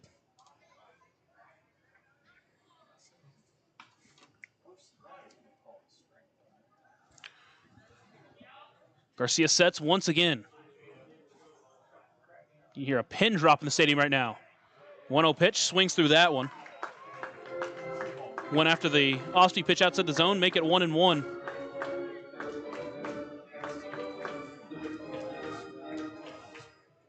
The Otters really don't want to go to extra innings in this ballpark. They have not had good memories of that. Here's the 1-1 pitch. Takes that one for strike 2 at the knees. Same spot as the first pitch, but this time it's given a strike.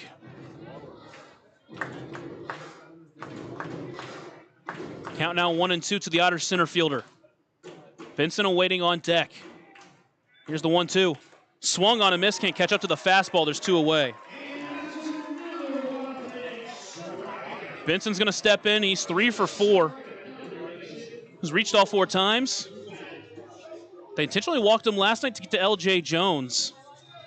Didn't work out last night. And they're going to do it again. They're going to intentionally walk him.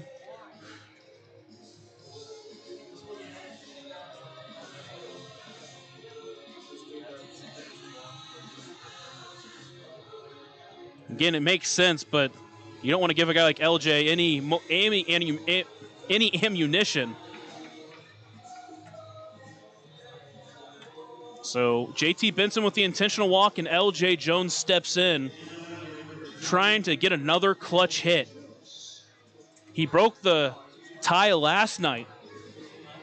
Gave Evansville a 5-3 lead, now a 5-5 tie.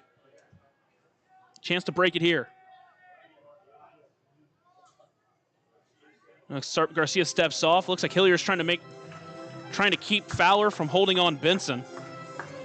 Sorry, Jackson over at second. Benson's at first.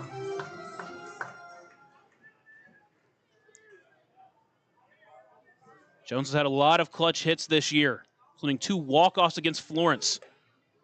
First pitch misses high for ball 1. Had the clutch hit last night, had a big hit in Quebec on that road trip. Game is tied 5-5. Each team with 7 hits. Here's the 1-0. Jackson takes off. Pitch is fouled off. Make it 1-1. Jackson was trying to get a big jump. He got a good jump there.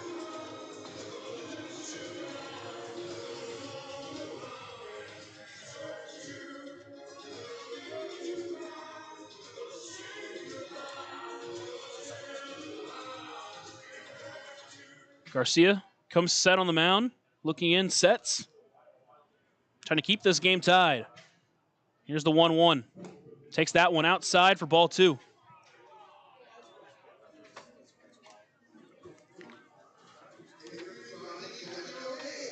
Count 2-1. Last time Jones was up, he hit the ball out to the wall out and right, has a home run in this game. 2-1 pitch on a line, past the third baseman into left field. They're going to wave Jackson at home. Throw is going to come into the plate. It's not going to be in time, and the Otters take the lead. L.J. Jones again with another huge single when they intentionally walk J.T. Benson to get to him.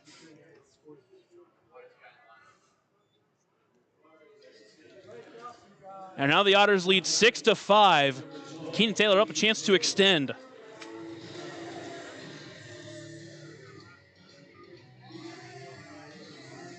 Taylor steps in. He's 1 for 3 with a home run, 1 for 4. Last time up, hit the ball towering 168 feet. First pitch, breaker. Called strike one, a bit above the zone. Looks like it will be Valdez's 9th.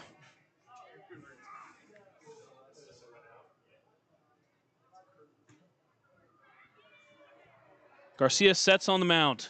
Looks back at second, delivers the 0-1 pitch. That one missed outside, make it 1-1.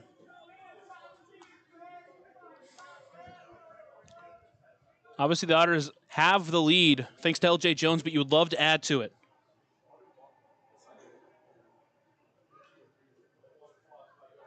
Garcia sets, delivers the 1-1. Swings through that fastball, can't catch up to it. Count 1-2.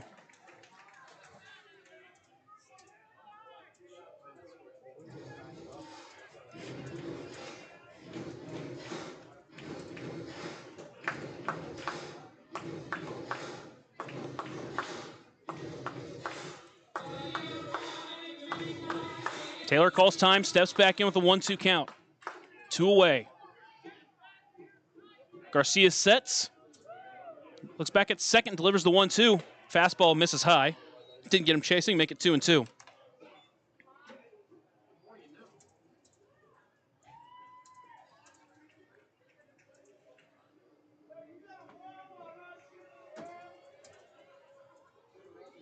Count now 2-2.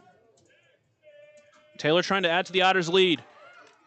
High pop-up, left field. Out on it is Edwards. In on it is Lagrange. Lagrange will call it off and bring it in for out number 3. But the Otters take the lead into the bottom of the 9th inning. It'll be Alex Valdez in trying to earn the save. We'll take a short break, and when we're back, we'll talk more about him on the Otters Digital Network and on 96.9 WYIR.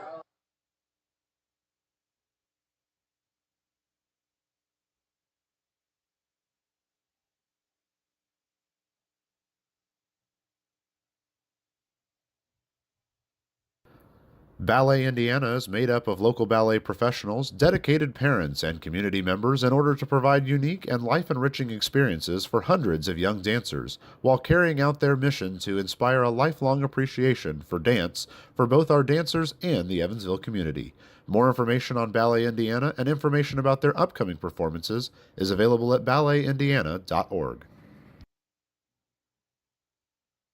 Smile on Down Syndrome has been providing a bright hope for tomorrow to the tri-state region for 25 years, providing smiles, support, and programs for individuals with Down syndrome while raising community awareness to create a brighter world that accepts and understands people with Down syndrome. Learn more now at smileondownsyndrome.org.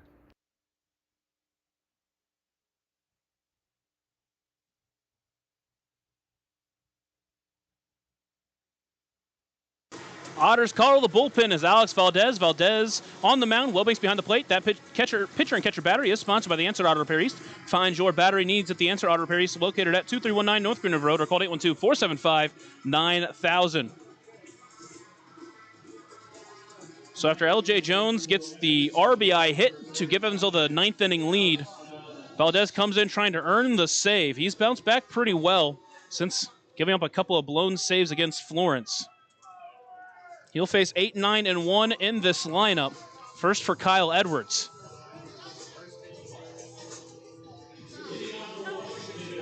Haven Parks is on the bench for Washington. We'll see if they want to use him in this 9th inning. Kyle Edwards step in 0 for 2 with a walk.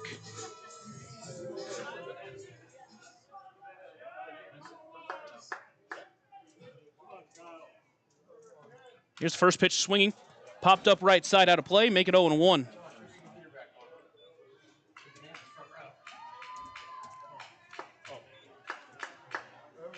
Valdez on the season with a 3.72 ERA. His last time out, pitched a scoreless inning last night. Swings through that one, does Edwards. Make it 0-2. So he didn't pitch a scoreless inning. It was a pop-up that should have been caught. Didn't go down as an error, so it wasn't an earned run.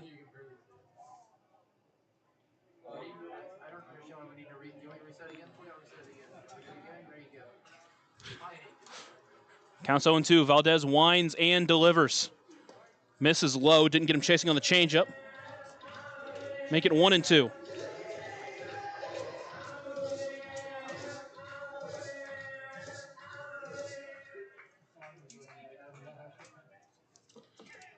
He winds, delivers the 1-2 pitch.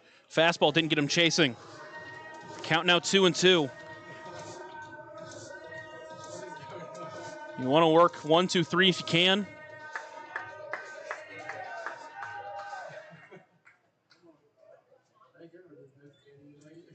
Two pitch line back up the middle. Snagged by Alex Valdez. Hey, look what I found. Takes a hit away, and there's one away. Just threw his glove out there, and what a play. And with one away, it will be a pinch hitter. Pavin Park's going to step in.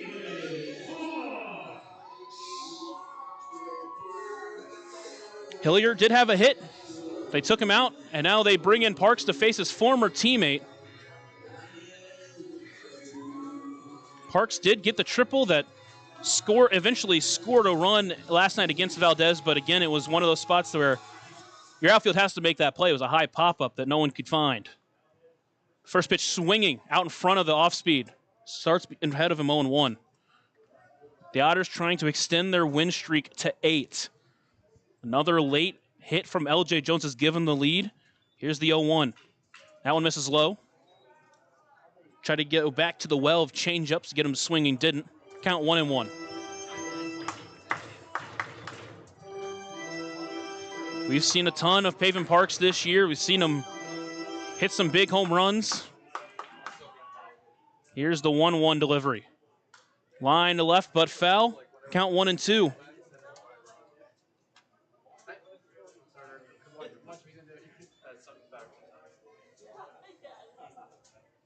Don't want to give Washington any hope. Don't want to allow them to get a base runner.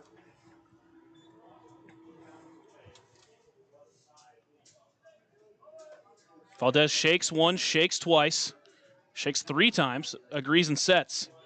1-2 pitch, misses outside, didn't get him chasing. So what we've seen from Pavin Parks this year, when he's on, he's able to take some good pitches, work long at-bats. It's another one of these at-bats here. Got to try to get him here. Winds and delivers the 2-2. Line foul. Just stays alive to Parks. The Otters 2 outs away from winning their 8th straight game, their 2nd straight sweep. 2-2 pitch, fastball misses wide, count runs full. Top of the lineup waiting on deck.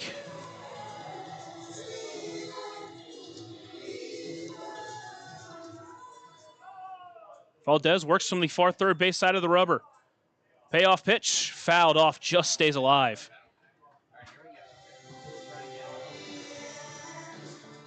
That one fouled off the right leg of Cohen Wilbanks. He's out there shaking it out now.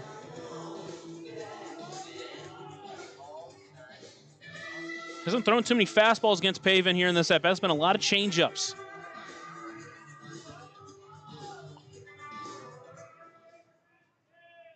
Valdez agrees, winds, and delivers the next payoff. Swung on and missed for strike 3. Gets him swinging, can't catch up to the fastball. There's 2 away. Gives him his best stuff, just tacks him with the fastball. That German-American Bank strikeout sends Washington down to their final out. It's Ben Watson. Watson got 2 hits to start the game. Since then, he's popped out and grounded out back to the pitcher. First pitch from Valdez. Throws it middle, starts out in front 0-1. Watson trying to keep this game alive. Here's the 0-1 pitch. Swings through that changeup. Went chasing the pitch below the zone, counts 0-2. Washington down to their final strike. Valdez winds and delivers. Tried to go change up again. Watson didn't chase at that one as that one was in the dirt. Count 1-2. Good stop by Wilbanks, though, if he did go swinging. Saw last night Washington reach on a strikeout pass ball. Here's the 1-2 pitch. Shot foul off of himself. That one's got hurt. Hops up, stays alive. Just made contact on that fastball. Takes his time now, trying to reset himself. Watson stepping back in towards the batter's circle. Count still 1-2.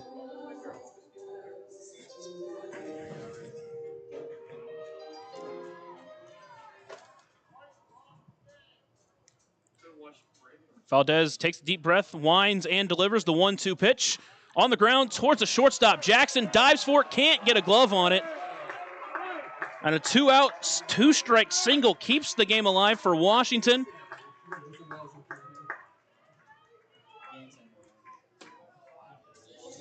And they're going to go to another pinch hitter here.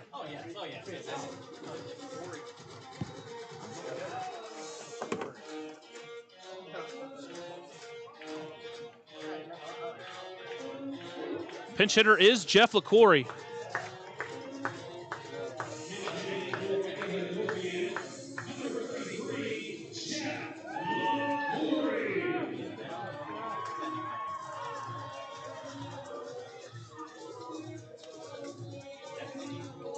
LaCory now steps in as the final hope. He steps in as the winning run, the tying run at first base. First pitch. Line to right center. Over towards it is Benson. It's going to drop and get to the wall. Watson rounding second, hitting for third. That one's going to score the tying run. Throw's going to come in, and this game is tied as the throw comes into third.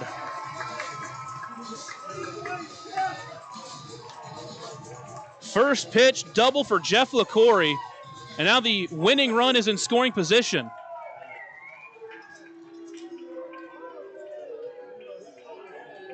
Tommy Caulfield steps in. No one warm in the Otters bullpen. It's all Valdez's inning. Got 2 quick outs. 2-strike hit from Ben Watson keeps the game alive. Then the Jeff LaCory double ties it. Valdez is trying to make sure this game gets into extras.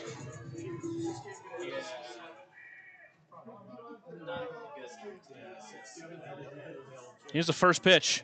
Swinging, can't catch up to it. Can't wait on it. Count 0-1. At this point, the only thing you can do is just make sure this game gets into extras. Valdez agrees and sets. Looks back at second, delivers the 0-1 pitch. Popped up left side, it's going to get out of play, counts 0-2.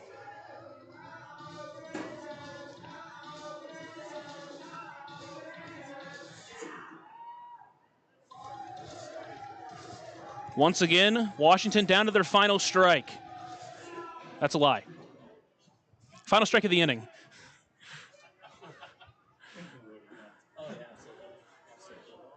Valdez sets, trying to keep the winning run at second base. The 0-2 pitch, chop foul, just stays alive.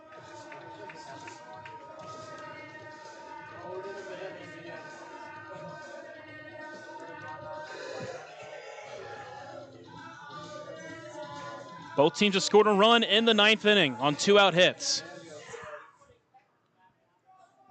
Valdez trying to make sure this game gets to the 10th. Valdez sets, looks back at second, delivers the next 0-2. Swung on and missed for strike 3, gets him swinging on a German-American bank strikeout, ends the 9th, but we have extra baseball.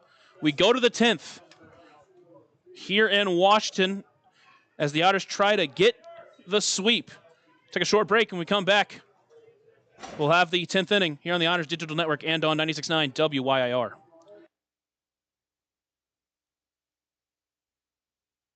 Smile on Down Syndrome is planning a Rockin' Extra Smile Mile celebrating 24 years of walks to support individuals rocking that extra 21st chromosome on Saturday, October 4th at the Vanderburgh County 4-H Fairgrounds. This event will rock your socks off with a vendor mall, food trucks, face painting, special guest appearances, a Rockin' Extra talent show, and more. To learn more about how to rock at the walk or how to become an event sponsor or even to make a donation, visit smileondownsyndrome.org or text 812-449-6049 for more information. This sponsored event is open to the entire tri-state community.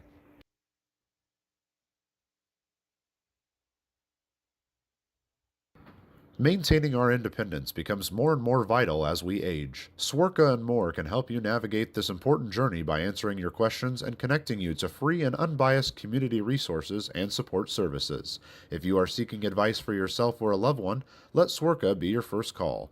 More information available at swerka.org or by calling 812-464-7800.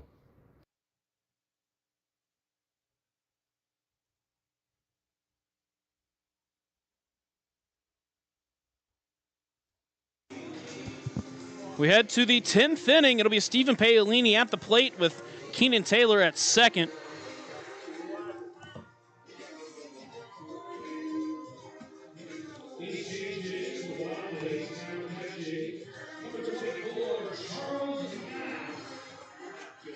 Charles Mack enters to catch. LaCourty stays in the game to play right field. And Stephen Paolini's going to try to get us started as Garcia out there for another inning. It's Paolini, J.J. Cruz, and Cone Wilbanks need to score at least one with Keenan Taylor at second. Here's the first pitch, squares on a bunt. Popped up back to the pitcher. It's going to drop. Taylor's going to stay at second. He's going to try to get third now. Check wasn't ready, so Taylor is going to advance to third base. Still somehow the job gets done, although it was in a scary version. And now with one away, J.J. Cruz will step in, needing to put something into the air.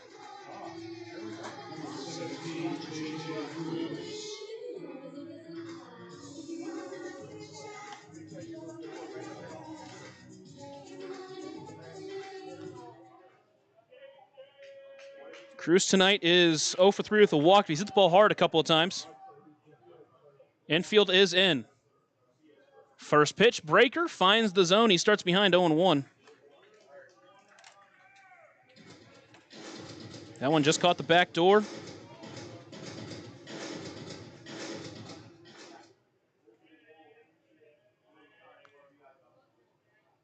Here's the 0-1. Another breaker, another strike on the outside corner. Back-to-back great pitches from Garcia. It's Nick McAuliffe up and warming for the Otters. Time called by Cruz. Steps back in. You need to score this run.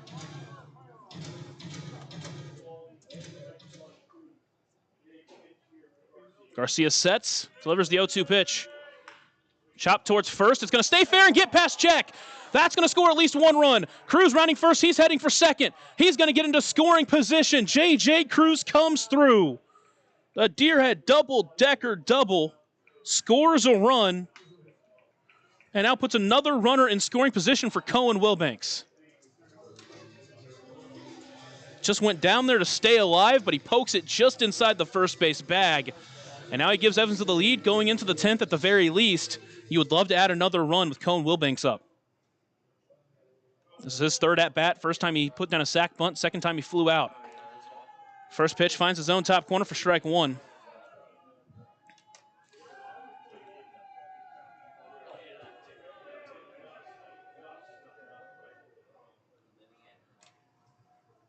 Here's the 0-1 pitch to the Otters catcher. Swing through that one. Behind 0-2. Now he'll have to fight.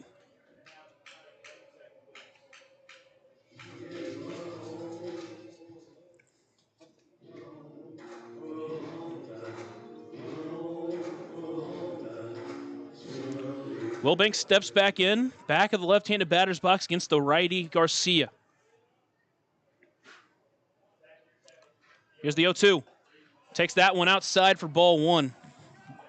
An incredible take there, a bit gutsy with how wide the zone's been tonight. Garcia sets. Looks in. Looks back at second. Does it again. Now delivers the 1-2. Takes that one just low. Count 2-2. Another one just missing the zone.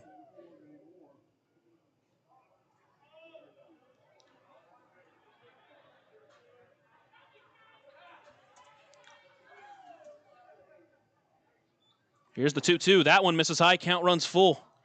From 0-2 to 3-2. Cone Wilbanks doing what he does best, making pitchers work.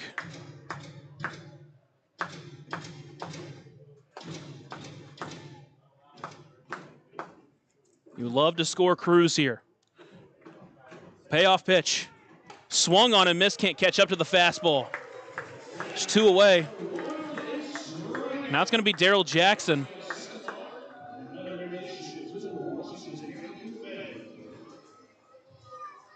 Evansville this year are 3-8 in extra inning games. Played 2 of them earlier this season, back in July at this ballpark, and lost both of them. This is the first time they scored a run in the top half, though. First pitch to Jackson. Breaker finds the zone. Make it 0-1. Jackson singled to lead off the 9th, scored the go-ahead run.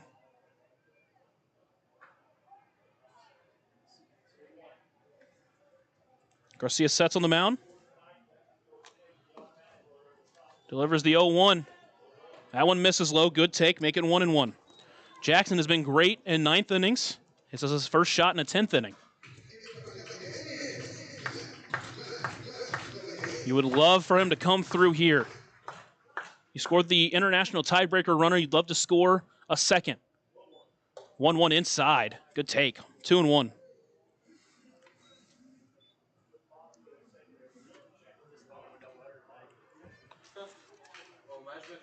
They'll have Reed, Check, and Lagrange in the bottom half of the 10th. Dangerous part of the lineup. McAuliffe, it looks like it's going to be his 10th. 2-1, swings through that one. Can't catch up to the fastball. Counts 2-2. Got a 2-2 pitch against this pitcher and sent it out to center field.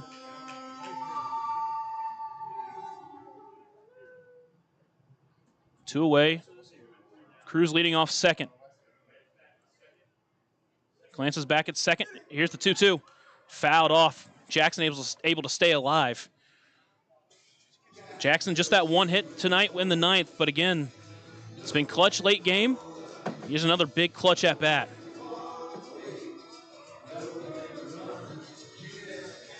Garcia comes set on the mound. Looks in, delivers the 2-2. Pop up, left center field. Out on it is Edwards. It's going to be Edwards who camps under it and brings it in for out number 3. But the Otters do get one. They'll have a chance to win this game in the 10th if they can shut them down. We'll take a short break here on the Otters Digital Network and on 96.9 WYIR. Join Smile on Down Syndrome for a rockin' extra experience at their 24th annual Smile Mile Walk on Saturday, October 4th from 9 to noon at the Vanderburgh County 4-H Fairgrounds. Register to walk or donate by visiting smileondownsyndrome.org and come ready to rock it out for an extra spectacular time. All ages and abilities welcome.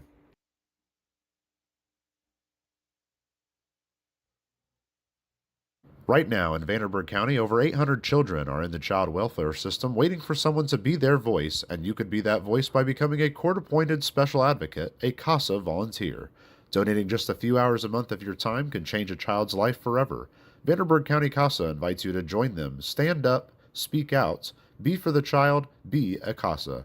For more information, visit vandcasa.com. That's VAND-CASA.com. Smile on Down Syndrome is celebrating 25 years of serving smiles to the Tri-States Down Syndrome community. Not only do we offer programming and support services, we sponsor annual events that give people with Down Syndrome opportunities to be stars of the show at our World Down Syndrome Day Ice Cream Social and Talent Show, Christmas dinner, and our Smile Mile, which is a day celebrating our Down syndrome community, their families that involve the entire tri-state community, and the highlight of the year when individuals with Down syndrome really shine like a star among smiling supporters. Learn more and find your way to get involved and show your support at smileondownsyndrome.org. Otters call to the bullpen is Nick McAuliffe. McAuliffe on the mound, Wilbeck's behind the plate. That pitcher and catcher battery is sponsored by the Answer Auto Repairs. Find your battery needs at the Answer Auto Repairs, located at 2319 North Green River Road, or call 812-475-9000. McAuliffe making his first appearance since the August 7th appearance against Joliet, where he went 1 2/3 innings, facing the minimum, striking out 3. You need that version of McAuliffe here. Tommy Caulfield's going to take second base on the international tiebreaker runner. You face Tyreek Reed, Andrew Check, and Wagner Lagrange. First pitch swinging, popped up right side, foul play. Count 0-1. A game that Evansville jumped out in front in the third inning, 5-3. Washington tied it. Evansville got the lead in the ninth inning on an L.J. Jones single. But Washington, with 2-out RBI themselves, tied it up. 0-1 pitch misses high, make it 1-1. The Otters did get their international tiebreaker runner home on a J.J. Cruz double that just stayed inside the first base bag. Here's the 1-1. Breaker stays way high. 2-1.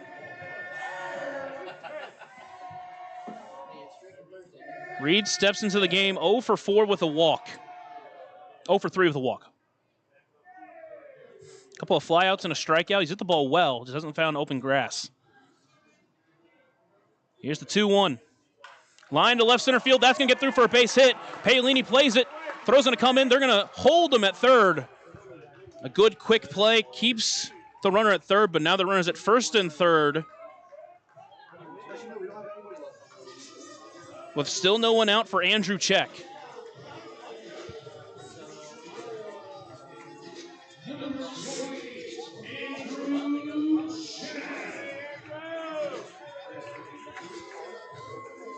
Check tonight, 1 for 3, a walk, and a 3-run home run back in the first inning.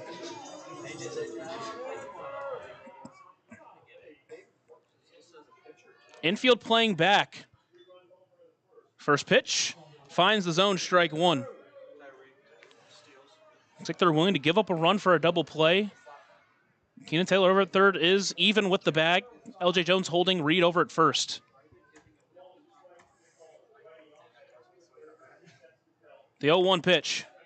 Swings through that one. Through the breaker on him, count 0-2.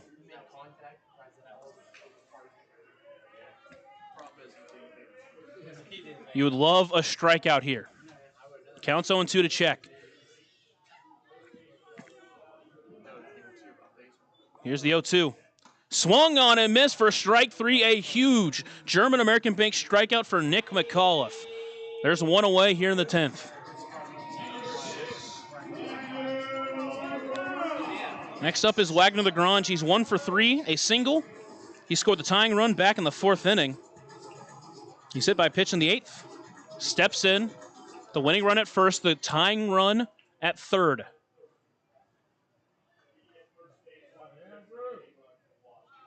Here's the first pitch.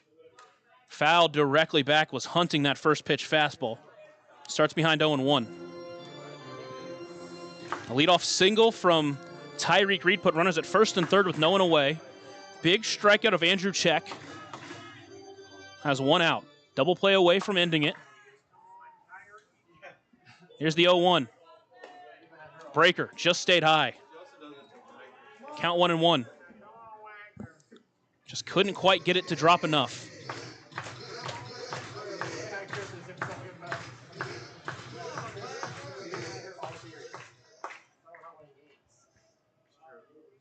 Kolf sets, delivers the 1-1.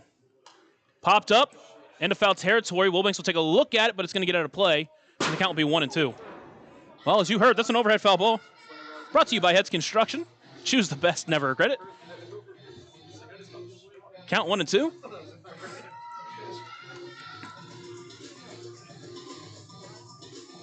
A big strikeout here could be huge. Here's the 1-2. Got him looking at the knees. Pulled the string, and there's 2 away. A German-American Bank strikeout, and for the second time tonight, Washington down to their final out. This time in the 10th inning. It'll be Cole Fowler stepping in. After a couple of good games to start the series, he's 0 for 4 here.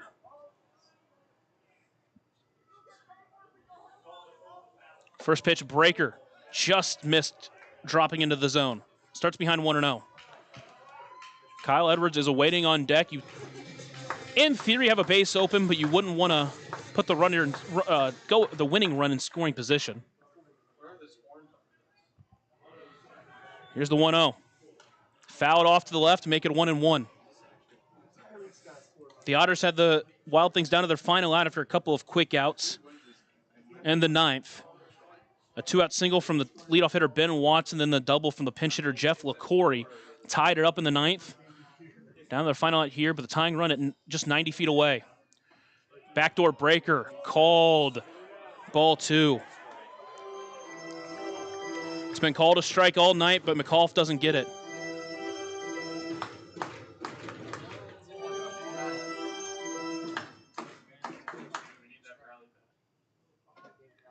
Here's the 2-1 delivery from McAuliffe. Chopper towards short. Jackson plays it. He'll take it himself to second. He tags the runner, and it's in time, and that's the ball game. He spikes the ball out there at second, and that's how the Otters win 8 in a row. Back and forth, and that does it. A great diving tag from Daryl Jackson. The Otters win 7-6 and 10. We'll talk more about it on the Papa John's postgame show after a short break here on the Otters Digital Network and on 96.9 WYIR. Ballet Indiana is made up of local ballet professionals, dedicated parents, and community members in order to provide unique and life-enriching experiences for hundreds of young dancers, while carrying out their mission to inspire a lifelong appreciation for dance for both our dancers and the Evansville community. More information on Ballet Indiana and information about their upcoming performances is available at balletindiana.org. Welcome into the Papa John's postgame show. Evansville extends their season-long win streak to 8. They extend Washington's 7-game losing streak. They get their second sweep in a row, and it was a back-and-forth nail-biter all the way. Starting the first inning, Evansville led off with a walk from Dennis Pierce. Eventually got on the board from an L.J. Jones RBI after a mistake from the third baseman Caulfield allowed 2 runners to reach. Evansville would score 1. Then Washington jumped out in front 3-1 on a 3-run shot from Andrew Check. Evansville added a second run on a solo shot from Stephen Paolini in the second.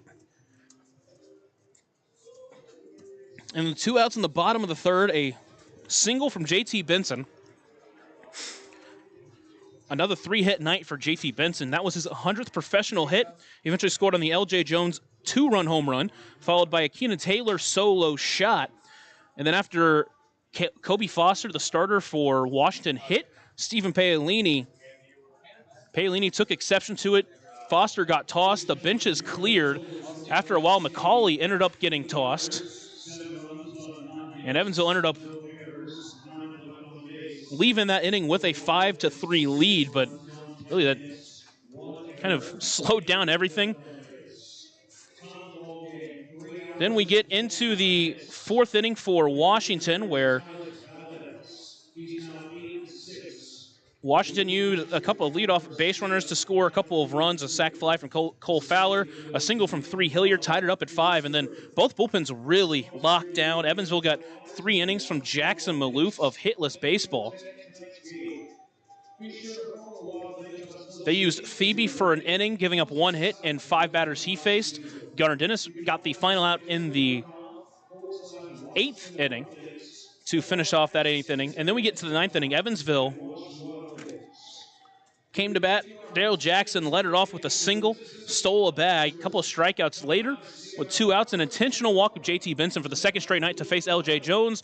And for the 2nd straight night, he makes them pay. A single scored Jackson, put Evansville out in front 6-5. Washington didn't die, however. They got a couple of quick outs. And then a single from Ben Watson and then a double from Jeff LaCorey tied it. Thankfully, a strikeout of Caulfield ended the inning. Put Valdez in line to get the win as In the 10th inning, Evansville put Taylor at second base after an attempted sac bunt from Stephen Paolini that was almost caught. Taylor kind of stood between second and third, eventually waited. The pitcher on the mound, who was Hector Garcia, went to first base to get the easy out, and then Taylor waited and then went. The first baseman check wasn't fully aware that he was running, so he gets in safely. He may have gotten in safely either way, but gets into third, and then J.J. Cruz, a single or a double down the line, just barely stayed fair down the first base line, gave Evansville their 7-6 lead, and then Nick McAuliffe got the 10th inning of work after giving up a leadoff single to Tyreek Reed, put runners at first and third with no one away, back-to-back strikeouts, and then a ground out to end the ball game. And speaking of Darrell Jackson, what a play he made. He made what looked like it was going to be a routine play, and then J.J. Cruz wasn't covering second, so he starts running for second. He's out too far in front, so he just tags the runner, Reed, to get the out and end the ball game. And Evansville wins it 7-6. Valdez gets the blown save and the win. McAuliffe gets the save. Hector Garcia will get the loss, but he looked, in that second inning, obviously gave up a hit, but looked overall pretty solid tonight. Evansville mentioned JT Benson's 3 hits tonight. He went 3 for 4. He got 3 hit games all week and 9 hits total over the series. What a week from him. LJ Jones, 2 hits, a home run, 4 RBIs, backing up his 3 RBI night from last night. Keenan Taylor hit a home run. Stephen Paolini hit a home run. He also laid down a sac bunt. J.J. Cruz, the big RBI double to win the game for Evansville. Darrell Jackson, the big hit to lead off the 9th inning and the stolen base to get the go-ahead run in the 9th inning. And if he doesn't do that, Washington wins it in the bottom of the 9th. That'll do it for the Otters here in Washington. They now travel back to Bosse Field to start their final 6-game homestand. They play 3 against Windy City on Friday through Sunday. The final game at 12:35 p.m., the other 2 at 6:35. Before an off day on Monday, they play their final home series against Florence. Then they travel out to Gateway to play their final 3 games of the season. Just looking specifically between Evansville and Florence, Evansville gets another game on Florence. They're now just 2.5 games back of the Yalls, trying to sneak into 3rd place of the division in the season on a high note. And for those wondering, the franchise longest win streak is at 9.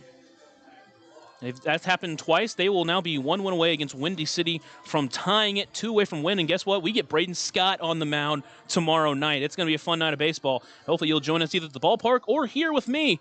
But from Washington, Pennsylvania, that'll do it. And until next time, Otters fans, I'm Lucas Macklin signing off. And as always, have a blessed night.